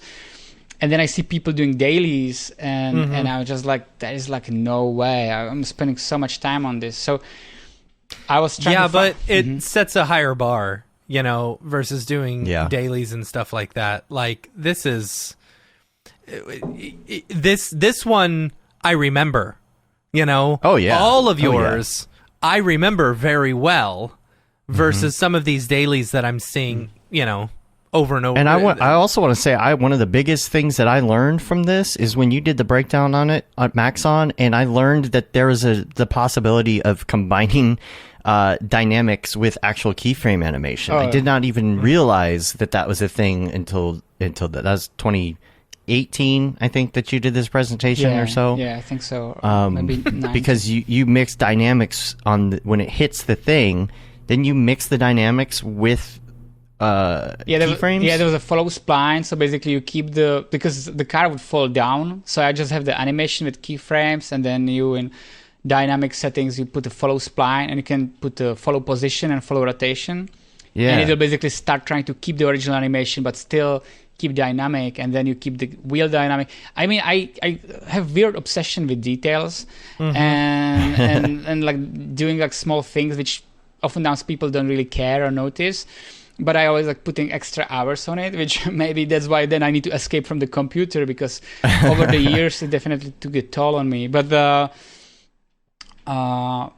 so that was kind of like, this technique is people not using it too often, but it's actually really powerful. You can use it for anything, for logo animations and flying through things and interacting, but still like get where you need to get. And you can animate also the follow position. This one was kind of like, it looks like simple. He's just scrolling, but to make it look believable, like when you're moving on the hand, you move the weight on the left. So it's mainly about the weight, to get the volume, to get the physics. Didn't you? I'm trying to remember. It's been a couple years. Didn't you reenact this on video yourself before you animated it? Yeah, I mean, do you mean like the grabbing things? Yeah, this one. The crawling. My actually like really good friend Woo Sang Kang. I was trying to do this, but he's actually better actor than me, or better in acting. Yeah. So then he was like walking at the mill and falling on the floor, and I'm like, oh man, that looks cool. So I was recording on the phone, and then that's a great technique though, because you really get. You having a reference is just you get the timing, and now you have to move the Disney right and this. So in that way it was good. And then when they are in the air, then it was just more grabbing. So you can practice grabbing. It's not so hard movement. So I really enjoy working on those, and I have a bunch of more episodes like sketch. I have like maybe 10 more episodes. I was preparing to do entire series, but unfortunately I didn't really ended up going anywhere with this. I finished with fourth episode. I was getting a lot of shit and also a lot of admire. It was kind of like mix, probably more admiring, but also a lot of people like from industry, like top people in industry. They like, why? They were like, we like your astronauts, but could you stop doing astronauts? Like there is so many astronauts. Could you leave this? Like, see, that's one of those things where it's like, just do what you want to do, and I got called out even from some like curators on NFT. Like, there's so many astronauts. Can you do something better? And I was like, well, that was my way how I communicate with people, and it works well for me. So right now I'm kind of in this decision points, like, because the astronauts are easy humor, which the focus was to entertain people, just like make some easy laughs, make someone days a little bit brighter. Now I'm deciding, okay, do I want to do that? Do I want to someone laugh and entertain for a little bit, for a few seconds of their day? Or I want to try to do something which could actually maybe have long-term benefits for their health or mental health, or do something which could be even like more meaningful.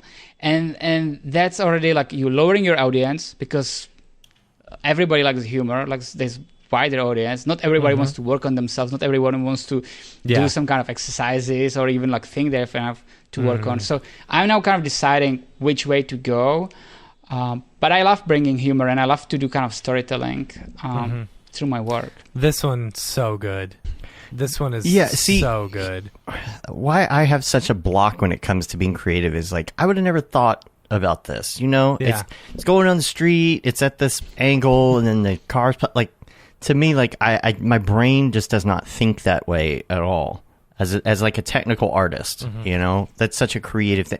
Like, how do you come up with these ideas? It was the same thing like when you did like the ice cream truck one.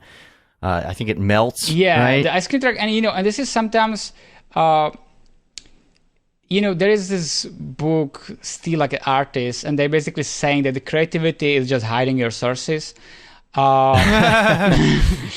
And for example, I saw a while ago, some installation which was like ice cream truck melted on the beach. So they just parked there, and it was like really art installation. And it was like the ice cream truck was actually made from ice and melted. And I loved that. Yeah. And then I thought, wouldn't it be interesting to do it in Houdini and like actually melt the ice cream truck? So then you have this kind of like idea, and then I was working already on the car series. So I'm like, okay, let's find a way how to put it together. But why the ice cream truck would melt? Well, maybe there is going to be some melting gun, and the ice cream truck is going to be running. And then you just kind of like start back, what's the word? Like you're basically going from... You work backwards, Yeah, backwards. You're like, I want to have ice cream truck melted. And then like, why? And then you kind of start building the story around that. And then you just put a little bit, sprinkle some additional elements like skateboarder and stuff, just to make scene more busy so people can watch the loop longer. But you have like some backbone already, which you start using on it. It did different. Like, for example, the flying car, the astronauts, it started totally different. It was like, I was in the Griffith Observatory in LA. I will just tell you for one idea, this was actually most complex way how I came up with the animation, or most not direct. I was like in the Griffith Observatory, and they have a simulation where it was a day and night, like basically cycle animation in the desert, and the shadow was moving, and I'm like, wow, this looks really interesting. That'd be cool if something is happening there, like something in that like cycle. So I had the desert, and I thought maybe I could have a car, and the car be like jumping in the desert, like going through the rocks, and there'll be like a drunken guy, and it's gonna be like endless hangover, and he'll be just in this car and like just like with his bottle. And then I thought, well, I live nearby desert. Why I wouldn't just take the car and go drive to desert and just record it in the desert? And I'm like, I'm not using the benefits of 3D enough. So I thought, what if I gonna make the car flying? It suddenly looks cool, and it's actually much easier. So then I made the car flying, and I was just like, oh, this is kind of like look interesting, but there's nothing happening really. It's just kind of like interesting scene. So that's how I come up with the scene.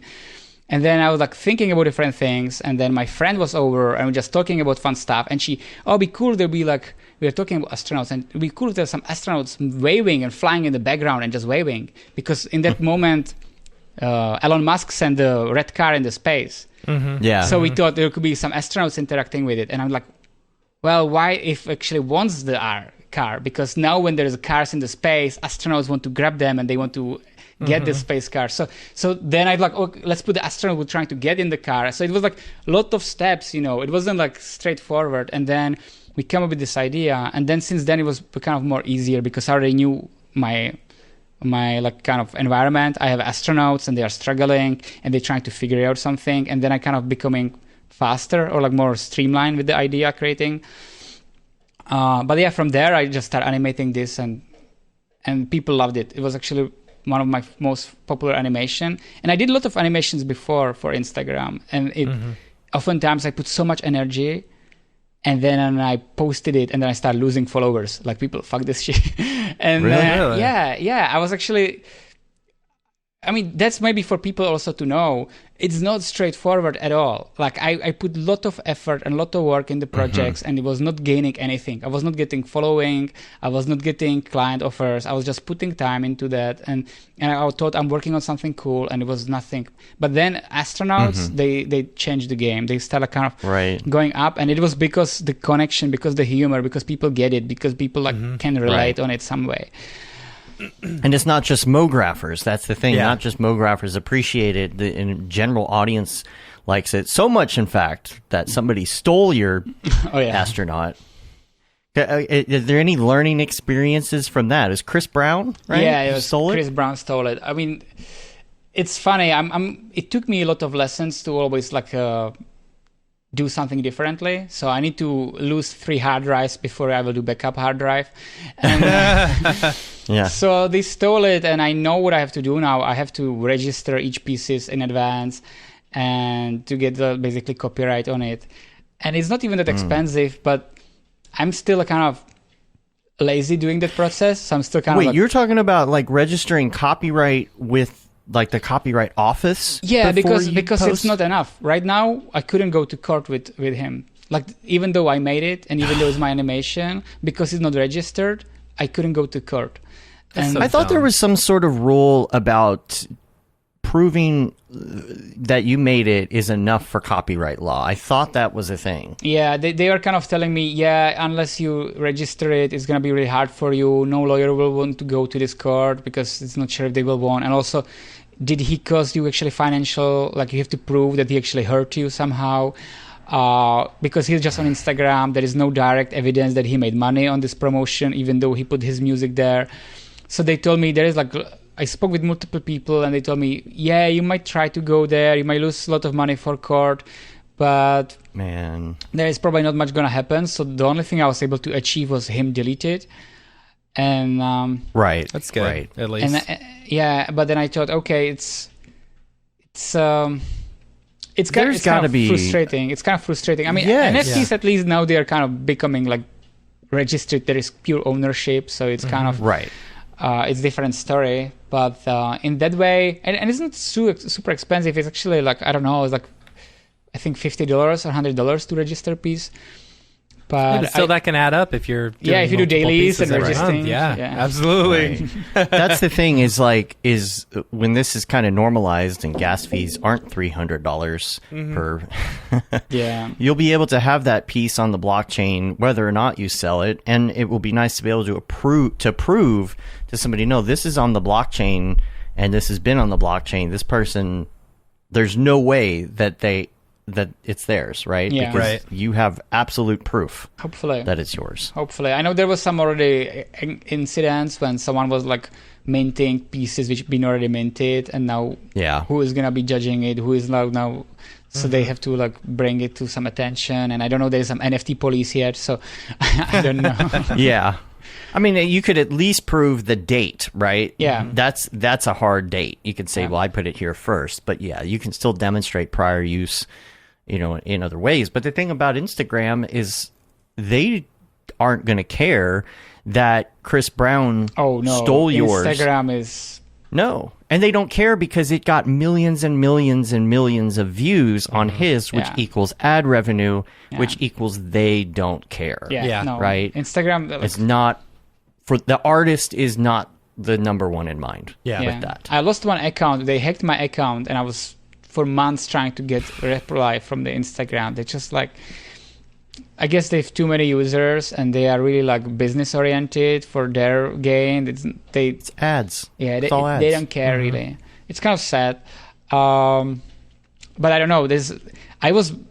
against the Instagram at the beginning. I was just like low resolutions, like small. I was like all about Vimeo, but no one was watching the Vimeo. I was like, even all my astronaut pieces, I have full HD on the Vimeo, but there's a fraction of the views, fraction of the response than on the Instagram. Dead. So it's just like you realize, and that's why I was also doing this breathing animation now. I wanted to do VR and stuff, but then I thought, how many people have the VR? Everybody has an iPhone. Everybody's watching vertical. So I already built it vertical because I'm like, I have to go where people watch the things. I have to go to make it easier for them because people are lazy.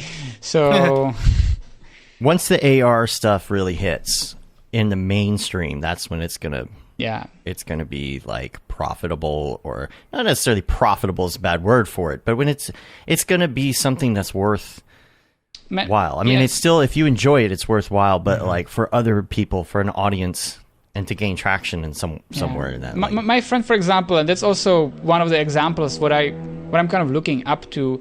He was graphic designer, and he wasn't best. He was doing stuff. He was okay. He was like, maybe he's listening. He was really good. He was one of the top. And then he just got idea to start combining graphic design with AR, and he started drawing some kind of like simple illustration, and he started doing the books of physics for kids. So he has some kind of situation drawn, and then you took the phone or iPad and you aim on it, and it started being alive and animated, like for example engine of the car, how it works, or some kind of like law of physics, and it became really interactive and fun. And he started promoting this. Then he got huge funding, then he got promotion in a lot of TVs, channels, and he from graphic designer become entrepreneur, and now he trying to change the school system in Czech Republic and also worldwide go with how to teach the physics in funny way through AR. And that's kind of way of thinking I really appreciate and like. You just kind of like use this discipline, but as a way of communication, but then you go even further. You just have vision and go for it. And now he has a team, and he's excited, he's loving it, and it's like totally like changed the way how he operates. And maybe I'm kind of getting to that mindset, but also realizing you need to have some kind of attributes, like too much bohemian life and too much like free spirit. It doesn't necessarily go with owning the business. So you need to kind of have structure. So when you guys like, okay, we want to do podcast with you, but the soonest one is in 2 months, and then everything is like lying and so ahead. I'm just like, oh, those guys are not like kidding around. They're serious about scheduling. There was a few times where I wondered whether you were going to show up or not. We have a social media team now, and like all this stuff. It's like it's all it's becoming a machine. Now I start feeling guilty because I have so many unreplied messages, and I'm like, oh yeah, guys, they will be freaking out. I need to write them somewhere, and just like which channel. Like I that's one of the things. If I'm starting company, like the first person I'm getting is some producer or someone who's gonna help me to cut it down, like the replying on Instagram and emails. I'm just like, I don't know. I'm starting getting anxious, just like going through messages and then like all the channels and notifications. I used to be like, you're getting this dopamine when you get new message. I used to have this a lot before, but now I'm actually getting reverse. I'm getting like stress from it. I'm just like, please less. I don't want anything. I don't want replying things. It's a lot of noise. There's a lot of noise every day coming from every direction. Man, it's crazy how it's affecting us. And now you see kids, how they're growing up, glued on the phone and stuff. My daughter, God. You can't get her off the phone, man. Yeah, I don't know what's going to happen. My kid, we're in the car, and he's like, hey, can I have your phone? I'm like, no, it's business. He knows office hours. Like, he knows not to bug me about my phone. So I gave him one of our old phones, right? And he friggin' lost it. He doesn't know where it is. It's a $1,000 phone. Really? He lost it. Yeah. Wow. It's got to be in your house, though, right? I would hope. Somewhere. Maybe it's under a couch. Maybe he sell it. I don't know. Yeah. He put it up on Craigslist. Buy the Pokemon I bet you. I can almost guarantee you it's probably at my in-laws' house, and he just left it over there one day. Because that's happened before. One of our other previous phones we gave to him, he accidentally left over there, and we found it like 2 years later. Wow. My daughter just bought AirPods. Oh, they're amazing. Nice. So pretty she won't lose them. Yes. Well, she proved that she could hang on to a cheap $40 pair for a really long time, and then she wanted some, and she put all her own money into it. Oh, really? Yeah. We have an app called Greenlight, and she can save all her money like a bank account. She has a debit card that works. You can approve the purchases, and she said, basically, my budget is $200 and something for this. I would like to buy these, and a note comes up on my phone, and it says, "Can you approve this purchase of $200 and something transfer from her savings to her?" And I'm like, "Why do you want this?" And she was like, "I'm buying AirPods." I'm like, "Okay." Wow, that's what I'm talking about. You are organized. You have this kind of microsystems home. It's kind of amazing. But there's also one thing. There's one thing also with kids. They just go to whatever school and they see other kids and they influencing each other so much. Like they can even like give you shit if you have older iPhone. Oh, you have iPhone 10, I have iPhone 12 or 13, whatever. And then they're just the kids can be like so evil in some way, and then they like comparing and then watch what is this and YouTube channel and I need this, I need that, and it's a little bit of brainwashing on the kids also. They all want to be a YouTuber. So they all want to be. Yeah. See, when we were growing up, we all wanted to be like football players or actors or something. Actors. Now it's all just YouTuber. Oh, I want to be a YouTuber. Yeah, it's interesting. They're idols. Yeah, his birthday's coming up, and he wants a computer so that he can stream. And I'm like, man, that's a... Didn't you build a gaming rig with him? Just but here's the thing. I don't want him to stream. I don't want him to. That. Like, that's he gets on YouTube and he starts watching all these videos, and I'm like, dude, okay. Do y'all know Mr. Beast? I just discovered Mr. Beast, right? I know who he is. Yeah. I don't like Mr. Beast. I don't like Mr. Beast for my kids because he freaking tortures his friends. And it's like, that is not something we should be teaching our kids. Is he playing pranks on them? Yeah. No, it's like, what he does is he says, okay, y'all go hang out and stay in this insane asylum for 48 hours straight and I'll give you $10,000. Wow. And we're going to mess with you the entire time. And it's like, dude, like, that's not cool. That's not cool.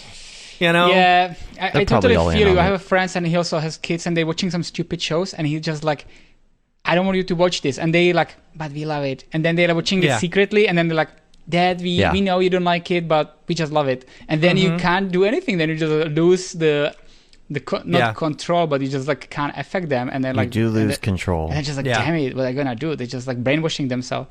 Yeah. Like TikTok, man. Freaking TikTok stuff. It's like, there's cursing, there's sexual, like all of this, like it's just, there's no way to escape this stuff without taking the phone completely. And it's just not possible now. Yeah. I can't, TikTok's hard. Like I won't let him get on it, but I'll, if I see one that like, I think my kid would like, I will favorite it so I can show him later. Every night he's like, did you save any TikToks for me? Did you save any TikToks for me? Yeah, no. Man, I that's what I'm scared. Like, that's why I want to do even like work, but I'm trying to work on people to help, like to become more aware. But all these things, it's actually opposite. It actually makes you even more like clustered in your mind and like putting like even like this comparison and like bad role models, like insulting or like some stupidity, and then I don't know what's gonna. I mean, we'll see. I mean, on the same time, they are really creative, and the new generation, even Gen Z, they bringing a lot of amazing things, but also a lot of things I'm just like don't understand. So we'll see. I don't know. Yeah. I just want to be able to. Here's the thing. I'm a super techie person. I am always on my phone, just like Matt's. It's the same thing. So it's hard to be a parent who's always on your phone, telling your kid not to be on your phone, right? Yeah. And I try to do the disconnect. Right. So like the other day, I'm like, get off your phone. Yeah. We're going outside. You're going to learn how to light a charcoal grill and flip burgers. Nice. That's what we did. I'm cooking. You're going to learn how to do it, because she could stay inside on TikTok during that time, or she could come out and learn something and stop looking at the dang phone. And she's so antsy the whole time. She's like, I just want to go back to my phone, or she'll disappear and go back to her phone. I'm like, okay, how do you teach your kid? It's so difficult to teach them not to be on the device that they're going to be on for the rest of their life. That's tricky. Anyway. That's tricky. Like, and do they like to play outside? Do they play outside? Like, do they like? She does. Yeah, we mountain bike. We play tennis. We go do other things. But then we get home. It's right back to the phone. Yeah. And now she is doing creative things. Don't get me wrong. It's 90% Procreate or animating or keyframes cool. or whatever she's doing. That's great. Yeah, but it's tough. It's tough. We grew up in the 80s, 90s.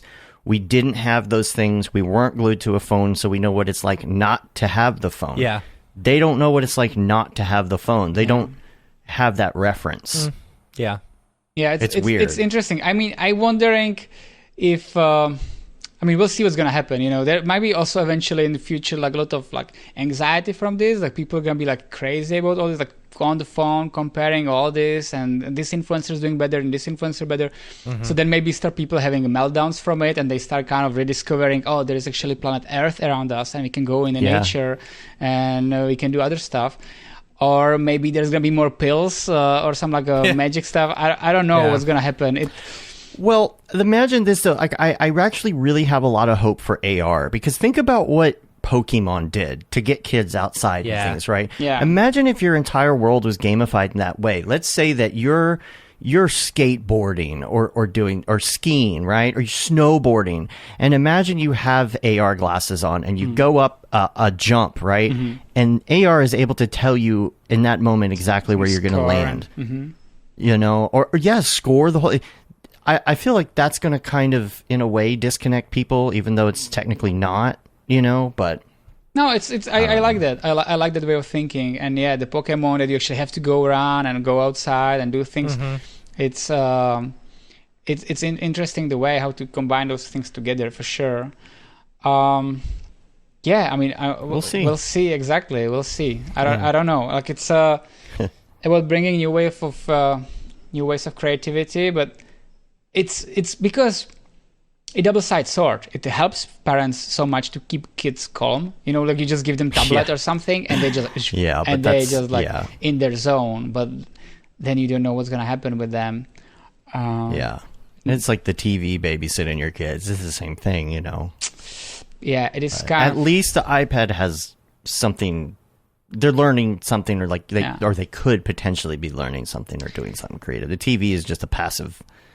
And the biggest actually what's the problem in my eyes is the addiction to like infinite scroll. You just go and Facebook, like I don't even ever go there, but suddenly on Facebook I start getting those recommended videos, and then I don't even know how, and I'm already scrolling somewhere, and then it can just grab you. It just grab you, and if you are not aware enough or like realize that, you just get like sink in, and then you're just like, people will post TikToks on Facebook, and then I'm looking at their TikToks, and then I forget that I'm not on TikTok.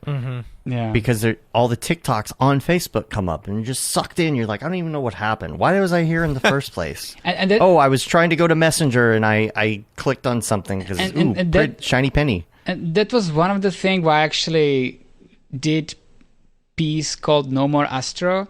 And it wasn't just I'm kind of like want to leave astronauts for a bit, but it was also I want to leave the certain way of entertainment, because I realized I'm contributing into this. Like more content you do to keep people glued on the phone, they will be more like addicted to whatever they see there, and it's fun. And I'm going against myself a little bit, because most of my friends and in our industry, that's what we do. We do cool stuff, and everybody like doing dailies and trying to.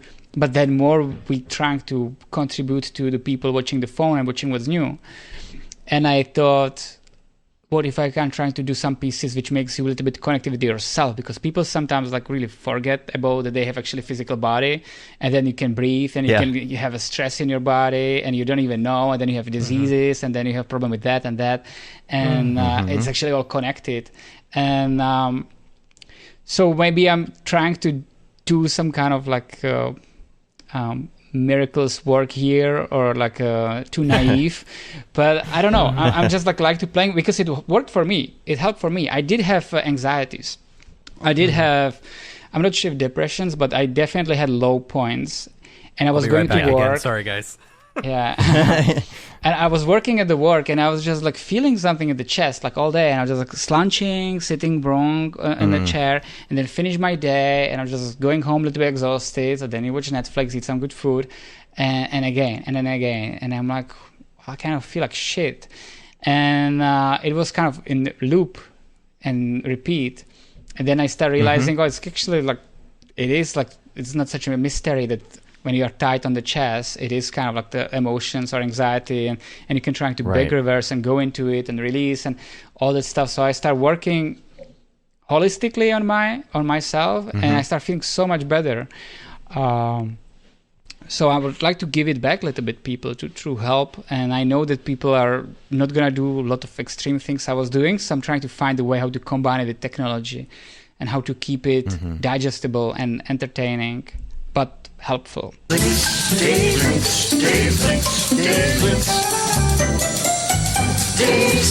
Well, speaking of which, I've got some links here, and the first one on it is about Microsoft HoloLens, because they're developing some really cool stuff. It's a video where people are holding holograms, essentially. You know, they assign it's a pretty simple concept when you think about it, right? They have something that kind of will keep track of your hands. It's a hand tracker, and it puts a bunch of spheres inside of the pieces of your fingers and your palms and everything, and those spheres are acting like rigid collider bodies to work with other objects. So like holding a cube, they show somebody holding a cube that's not real in their hand, and you know, put it back down on the table, and then flick it, and then like flick the box across I need to have a the look. Table with physics and all of that. So that'll be in the show notes. You can check that out there. That's interesting. Yeah. So tracking all your fingers. Yeah. You know, kind of like that one device can do. Like Kinect? Well, not the Kinect, but there's the other one. It was a little earlier Leap, than that. The Leap, the Magic Leap. Yeah. Oh yeah. And now there's some tracking inside of the Quest 2 for hand tracking. I turned it off because it's a little bit, I don't know. Yeah. I don't use it much, and so what will happen is it will try and track, and you're trying to use the controllers. But yeah, check that out. It's interesting where that's going. And also, I have a link to this experimental AI tool that will take game footage and make it ultra realistic. So they did this with Grand Theft Auto footage, and then used AI to make a model where everything looks real. You know, very real in the sense that it's almost like worse looking than GTA, because GTA is very, I'd say, semi-realistic looking in a way for a real time. Like all GTA or new GTA? The newest GTA, whatever it is. But they did a thing where it it's 5. It goes kind of a split screen, and it shows what their AI does to it. It makes it look kind of dirty and flat and like an iPhone video, but it's actually real gameplay footage. So it would be interesting to see where that goes, because you could develop games with low poly, you could develop games with low resolution textures, and then just in the end, it just runs through AI anyway. You know? Yeah, that's actually, I was thinking recently to work with my sister and do some animations and not even like put too much details on it. And she would be painting over them, and then you would just run them through processing, and you would get like interesting look of like, this kind of things. You can like use the AI to get like much further, because we are limited in some specific way how we're working with textures and tools and 3D and everything's like sharp, and it's expensive displacement and stuff. But then when you run through that, you can definitely get interesting looks. So I would love to see that actually. Yeah, with the different models and everything too. You could have them. You know, this model makes it look like New York. This model makes it look like, Palm Beach, West Palm Beach, whatever. Yeah, you will be just selling selling the expansion packs, and this is a winter pack, and you just like put new filter DLC. and DLC basically, and it's a good way how to make more money. The only link that I have left here is it's very meta. It's a tutorial on how to make tutorials. It's from Noseman? Yeah. Noseman. Yeah. I saw it on the. That's funny actually. I'll put that link in the show notes. You can check that out. That's on Cineversity.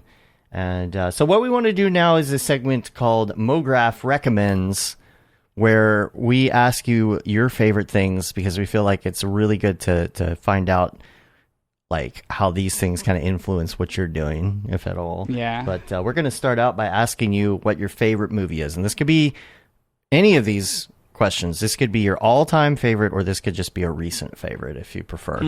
I see. Like my most watched movie, but that was because of my ex-girlfriend, was Mr. Fantastic Fox from Wes Anderson. I like his comedy and like his type of humor. But I guess my favorite movie, I would say, considering how big wow effect it had for me, was District 9. Which was good one. So raw movie, like so believable how they were going in the story to documentary and slowly adding the weirdness, and considering the budget and visual effects at the time. Yeah. For me, I'm sad he didn't continue the direction. I think his newer movies kind of like didn't land as well. But District 9 was really loved that one. Isn't there supposed to be a District 10 coming out? I thought I heard that. Or am I just imagining I'm not sure. that? I really admire that he tried to, and that's also funny because he's inspirational, but in the same time, his hard time because he tried to like go around the Hollywood classic model and do fundraising through fans, and he was doing those short movies, and then he let audience to choose which format they like the most, and then they start working on the feature movie sponsored by audience, but he didn't get enough money, and kind of all the project got cancelled.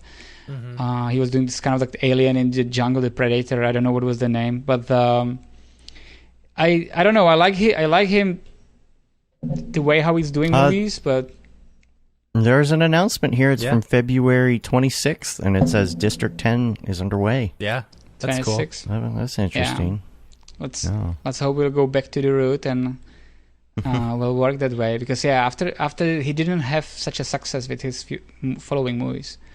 Yeah.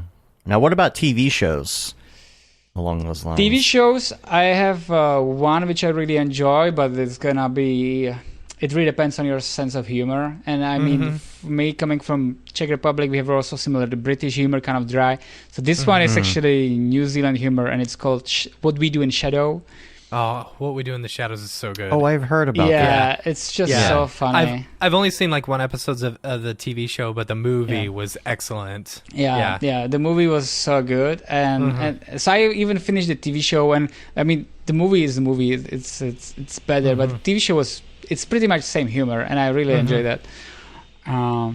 So I guess for me it was that. I mean, of course, there was a bunch of other shows I watched and.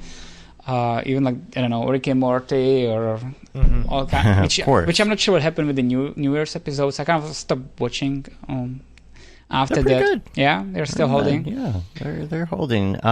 Season 5 is coming out next month, I think. Yeah. So what about music? Music, I don't have like a specific band or stuff. I'm more listening. I'm listening kind of like ambient house when I'm working, like no lyrics, something I can just like go in the flow, and a lot of electronic music. And even when I'm going, I do go out and on the parties. So I'm more like, I grew up in this kind of like Berlin style. So I listen a lot of techno, house, electro. But when I'm working, I'm kind of more like in chill ambient sounds. Yeah. That's understandable. Kevin says he has not seen What We Do in the Shadows, but Breaking Bad is the best show he's ever seen, except maybe The Wire. Oh, okay, I'll have to check those out. Yeah, the Breaking Bad is actually on my list for so long. I know it's a good show, and I 3 times started the show. I 3 times started like first 4 episodes maybe, but I never finished it. I did that too. Yeah, I need to finish it. I know it's good, but... I did that too, and when I finally got over that hump, I was hooked. Yeah, I'm sure it's... Do you listen... Yeah. Oh, it's great. By the way, hi, Kevin. Do you ever listen to podcasts as well, or is that just not? Is that hard to do? More kind of like randomly, bit and there. I was like, I was listening quite a lot collective podcast, where I was like learning about new artists and stuff. But I have the thing. I tried even listening to a lot of audiobooks while working, but I oftentimes then kind of. I like that, but if it's like more complex information, I start like really focusing on what they are talking about, and my work effectivity goes down. Yeah, I can see that. So it depends, But the podcast, it's more like when I see something like interesting, they're just more randomly or sporadically. But I was listening Art Cafe and collective podcasts kind of more regular basis. And what would be your favorite plugin? Not render engines. We have to. What is your favorite plugin? What's your go-to? I have to say Xparticles. So good. Yeah. So good.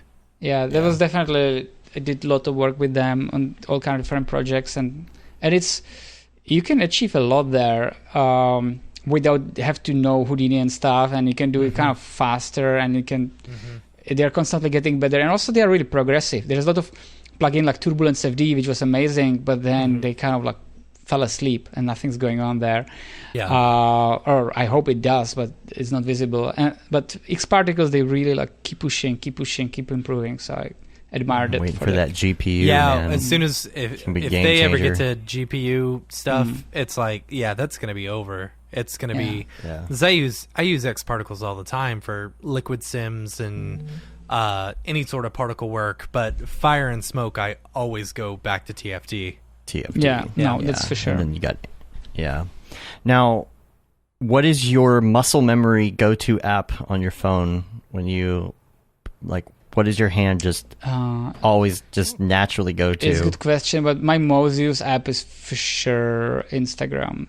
I'm going there a lot. Probably, I don't know, it's funny, I would say more than I should, but in the same time, that's the thing, is like infinite a well of inspiration and scroll and people and a lot of communication there, and I, even though I'm not loving messaging there, I'm getting most of the messages on Instagram. So messaging is weird on there.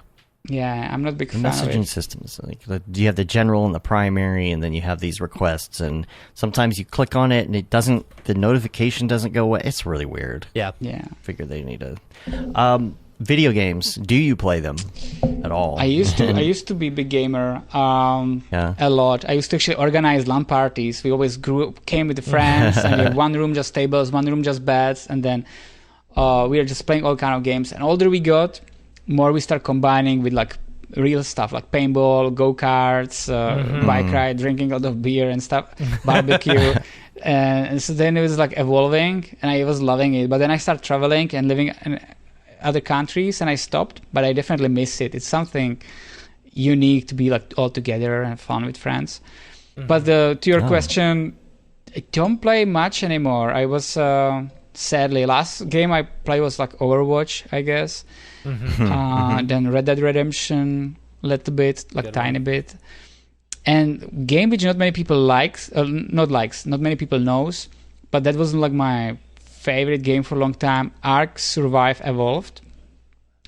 I don't know. It's survival game, but it's kind of complex game. You start in like any other survival game. You start in like it on the beach or a forest or whatever, and then you need to weigh your way up. But the community there, and then the fighting the space, and there's like dinosaurs walking around, and I enjoyed that game on so many levels. It was actually real overwhelming because I was always find some best spot I could, and I was developing the base and like some amazing space, and then I made a lot of friendships, and then they were helping me and they were giving me resources, and you really like have parallel life. Anyone can attack you there anytime, so it was kind of stressful to playing it, but that's the game I actually pour most hours in. Hi, my name is Sashia Dumont. I'm a writer, actor, and filmmaker. Hi, my name is Paul Robinson. I'm a director, DP, and filmmaker. We are the creators and hosts of the Go Gorilla Filmcast, an online source for all things indie film. We are a husband and wife film team and co-owners of Send3 Productions, and we started this podcast for filmmakers like ourselves who were producing on micro budgets with skeleton crews. Go Gorilla is a weekly podcast that features various talents in TV, film, and web series productions.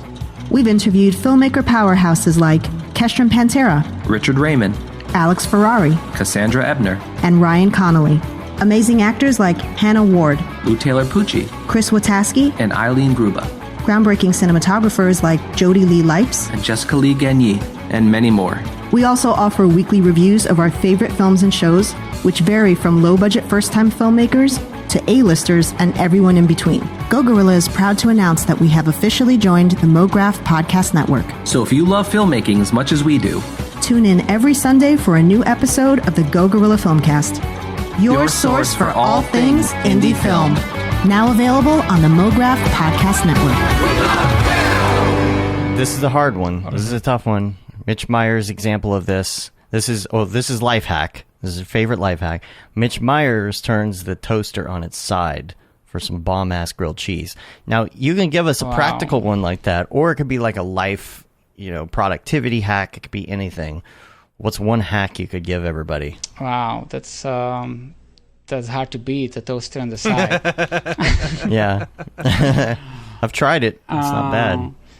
Yeah, I don't know. I mean, I have like a lot of like all kind of books and stuff I'm doing now or listening, but what I start doing recently, what works for me, like people are in general kind of lazy to work out or doing kind of exercises. And I start when I wake up, I basically roll up from the bed and I do push-ups because I'm still kind of like in zombie mode, and it really makes me awake, and I will just do something I don't want to do, but it's beneficial for you just to do it till your brain properly starts and kick in.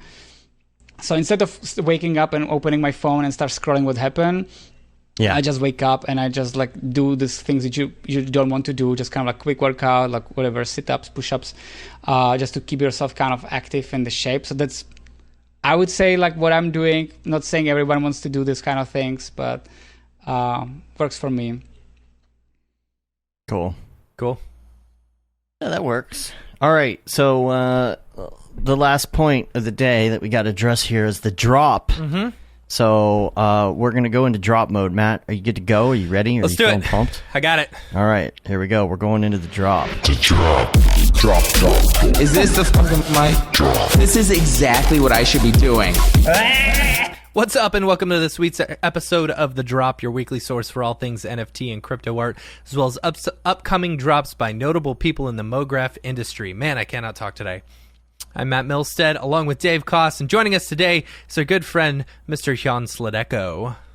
Hey, guys. So there's not a lot going on this week. I don't know because Short drop today.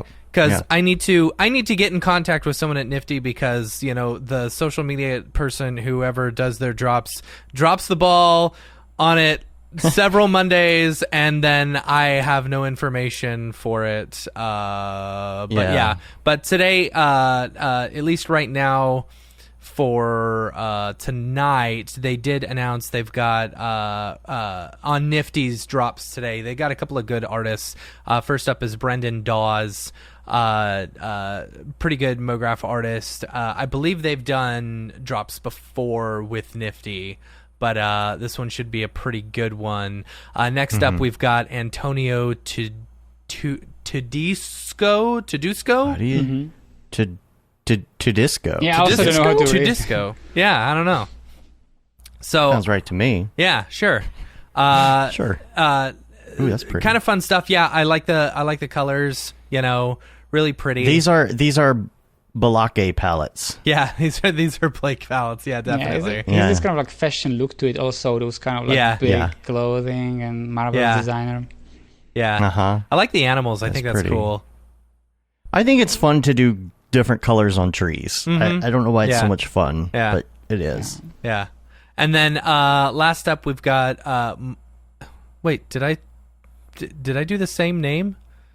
Oh no, they both have the same last name. Did they both have the same? Oh, they got to be related, right? This has gotta of course. This is Mark Tedesco. Has to be. Oh, and look, like the style. Is it too. The same style? He brought his brother. That's very interesting. That's funny. Okay. There has to be a relationship there. Well, there you go. Wow, you think I would have noticed that as I was putting that together, but I didn't. Oh, that's I wonder cool. what that like is. That I wonder what the relation is. That's pretty cool, actually. Yeah. Fun stuff. That elephant. I swear, have I seen that elephant before? I don't know. Have you?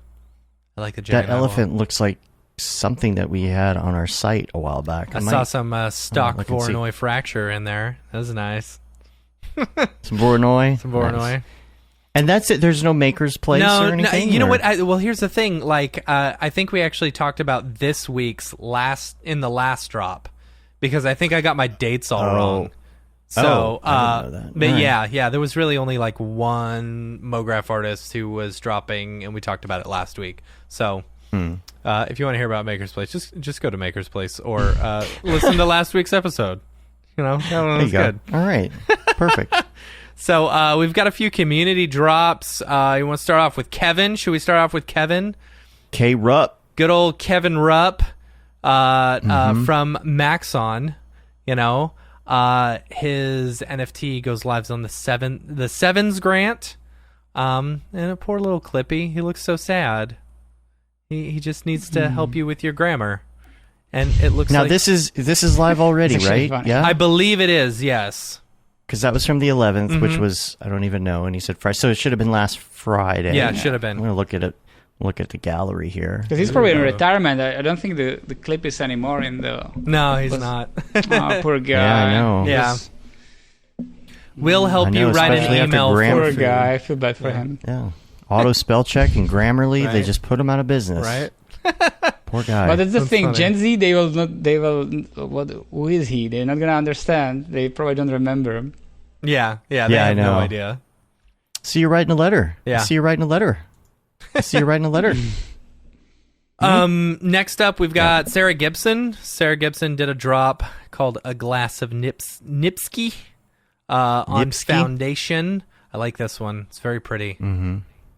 Super pretty. What is- I love the... I don't know whether... Is that a Christmas ball? What's the nub? The nub? Is it Nipsky. ice or is it a... Or is it a Christmas ball? What is Oh, it? She's in or the is it chat. a Pokemon ball? It's not, I think it's not a secretly- Pokemon ball. It's definitely not a Pokemon ball. But man, ice. I love the texture on the whiskey, the Nipsky. To put it in the Oh, full you know screen. what it is? I think it's because when you make those balls, they have like the part where the water goes in. I think that's what that is. That's why you have the Gotcha. seam around it, right? Oh yeah, maybe that's the. But it's also- is that the nip part? Is that the? Oh, nip? that's the Nipsky. That's the Nipsky. Gotcha. Okay. I like it. Okay. All right, is that cool. what it is? Okay. It's the nip in Nipsky. Nip and Nipsky. The nip in Nipsky. And then Okay. Julia Who else? from Oh, last Julia. week hit us up and said, hope you had a good weekend. Gas prices finally came down, so she listed her first piece from the series Ode to Yeah. Fungi Oh, yeah. on Foundation. yeah. So, yeah, That's good. really pretty. Good We stuff. like mushrooms. Yeah, right? Yeah. Yeah. What's going The on ode them? to They fungi. look kind of sick. But Yeah, but see, that's the thing with mushrooms. That's the thing with mushrooms. Chocolatey. Some of you never them. know. Chocolatey, yeah. They're Beautiful. producing really pretty. chocolate, maybe. As a chocolate Looks mushroom. delicious. Delicious chocolate mushrooms. Oh, that's an ink cap. Yeah. Ink caps. I just Are see Oh, it's an caps- ink cap. Yeah, are ink Do they caps- really do that? Is there one that does that Let's in real pretend they're life? chocolate. Yeah. Right? I want like Ink cap mushrooms just Oh, producing yeah. anything Heck in yeah. They chocolate. look just like that. Oh, Yeah. Oh, creepy. really? Yeah, dude. That's awesome. They've So got was the it- was their drips and name? everything. Ink Ink- cap. ink- Ink ink cap cap? mushrooms. Huh. That's so interesting. Yeah, that's so cool. Anyway, that's all I got. Wow. Oh, look who it is. Oh, Hey, Matt. what's up, Dorpy? How's it going? It's good. Hello, Jan. Hey, buddy. Dorpy. It's not. What is his it's name? Not Jan. It's not. This is Dorpy.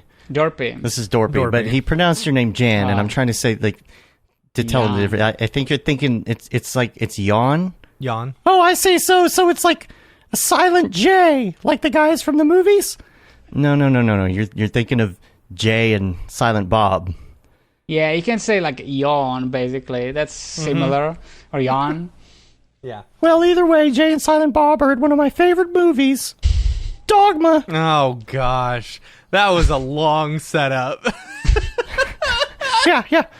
Anyway, it's getting closer to summer. I've been working on my dog bod, so I haven't minted much lately, and I'm just here to request that Jan take me to Burning Man next time he goes. Oh, that's for sure. There's even a yeah. But you need there's to a learn my little name event- first. That's Jan? Yeah. There's a little event down the road. It's called Burning Dog, burning. and I'll spare you the hot dog I jokes. don't know, for but, some reason it sounds so weird. Burning. Burning Dog. But I need a travel buddy for that, so I'm going to go with you next time. So Jan, I'm going to look you up next time I'm in California. I need to get you some design leash and cool costume. Yes. Yeah, that's right. We'll hang out. So, yeah, I got to go, though. Bye. Let's do it. Bye-bye. Nice. We have new company. It was a long way for a joke. It was a very long way. Dorpy. Dorpy. All right, Yeah, and but I think that's all we got. That's a short drop. It's a short drop this This is a week, short drop. which is fine. For those who are just listening to the 5-minute drop, make sure to join us on the Mograph podcast every Monday. Yeah, right. We can turn this into a 3-minute TikTok. Let's do it. Let's do it. And let's get out of here. Yeah, let's get out of here. Drop. Is this the fucking mic? Drop. This is exactly what I should be doing. And we're back. We're back. Jan, thank you so much for being on the show, man. We appreciate you taking your time. Thank you. It was fun here, guys. Yeah, man. Thank you for inviting me. You'll need to. People want to find you. You'll need to come to Camp Mograph so we can hang out in person. Yeah, that'd be cool. I feel like that's right up your alley. Basically, just get on the computer. Yeah. I think so. Yeah, let us know what you got going on coming up, and let's hang out. And if people want to find you online, where can they go? Yeah, I guess at the moment, Twitter, Instagram, they are probably the main places where you can like reach me out or like see my work. So Jan, Jan Sladecko, Sladecko. Basically, when you Google my name, you should get. I don't have any cool nicknames, so when you Google my name, you should be able to find all. And you'll the see the socials. astronauts. You'll be able to follow the astronauts. Yeah, follow the astronaut. Yeah. And you can. Yeah. Yeah. They can find you, and I'll link to it in the show notes as well. So yeah, it's pretty much. It's usually my name and. Or there is a dot between, maybe it's Jan.Sladecko or it's Jan Sladecko together, but all socials are basically under my name. Cool. Well, you can rate us on iTunes. You can leave a review or subscribe to help get our ratings up on your podcatcher of choice. Subscribe to our newsletter. Just went out. Gets you all the deets on what you may have missed and what's coming up on the show. The summer of Mograph is about to happen. So stay tuned for that, and you can get the merch on our site. You say you've been there, done that, got the T-shirt with the Mograph logo tee, the Feel the Bab 2020 shirt. That's classic. All the profits from that go to Doctors Without Borders, and the Render Things T-shirt, hoodie, and long sleeve tee. That Render is Fire shirt, which you're only allowed to wear ironically, unless you're shams. And then the Mograph blandishment shirt, which you can get as well. Or go to the Maxon site. Get you one of these nifty new Maxon shirts as well. I'm wearing one right now. Yeah, so that's about it. We're on Facebook, Twitter, Instagram, YouTube, Mograph.com. Send us an email, info@Mograph.com. Talk to us, check in with us, join our Slack. And Jan, thank you so much for being on. A lot of Slack members join in this week. I know. Yeah. It's constant. Yeah. Get in there, and if you join, get involved. Don't just join and call it a day. Like, get in there, introduce yourself, talk to some people. And don't be afraid. Have fun. We're all nice for the most part. Don't be scared. And that's about it. Oh, so much stuff going on, guys. I'm so much mind blown. Just like how you're doing all of that. It's a lot, but we're having fun with it and meeting new people, and so join us. And we're gonna get out of here though. Till next time, I'm Dave. And I'm Matt. I'm Jan. Have a good one. Later, yo. Take care, guys.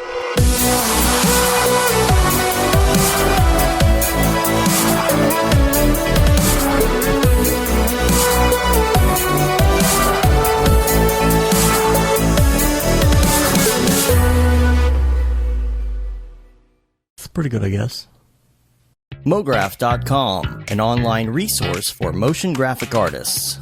Start your week with the Mograph podcast. Industry news, interviews with your favorite artists, and terrible humor. Watch live shows and interviews from Mograph events like NAB, SIGGRAPH, Half-Res, and local meetups. Our Mograph Talks feature live demos and motivation from artists all around the world. Sometimes you gotta make stuff that you're not gonna put on your reel, and I'm not here to judge. What if Rick and Morty show up for the countdown at midnight? That's where I peaked in life, in my career. We gotta stop this thing, Rick! It's gonna kill us all! Hear from the people that create your software, design your render engines, and artists that are changing the face of modern motion graphics. You get that render done. Yeah, you better frame what? Mograph tutorials and online classes will teach you about Cinema 4D, After Effects, as well as other popular software and render engines. Throw in the HDR Studio, take the render settings, pick the HDR, put in a reflection, and gorgeous. Branch into new software. Learn time-saving tips, techniques, workflows, and lessons that'll keep you up to date in the world of motion design. Oh, brother, those are some of my favorite elves. I love projects that scare me. When our art director comes to us and asks for something that I had never done before, man, it gets me pumped. Join the conversation in our live sessions. Check out our plugins or join the hundreds of daily active users in our Slack channel for technical help, advice, contests, or just to joke around. Real nice banana. Yeah, that's so funny. All right. I'm going to live forever. Subscribe today and get the latest updates on our YouTube and other social media channels. Take all your dreams and just do it! We don't care how you get here, folks. Just get here. Subscribe to Mograph.com.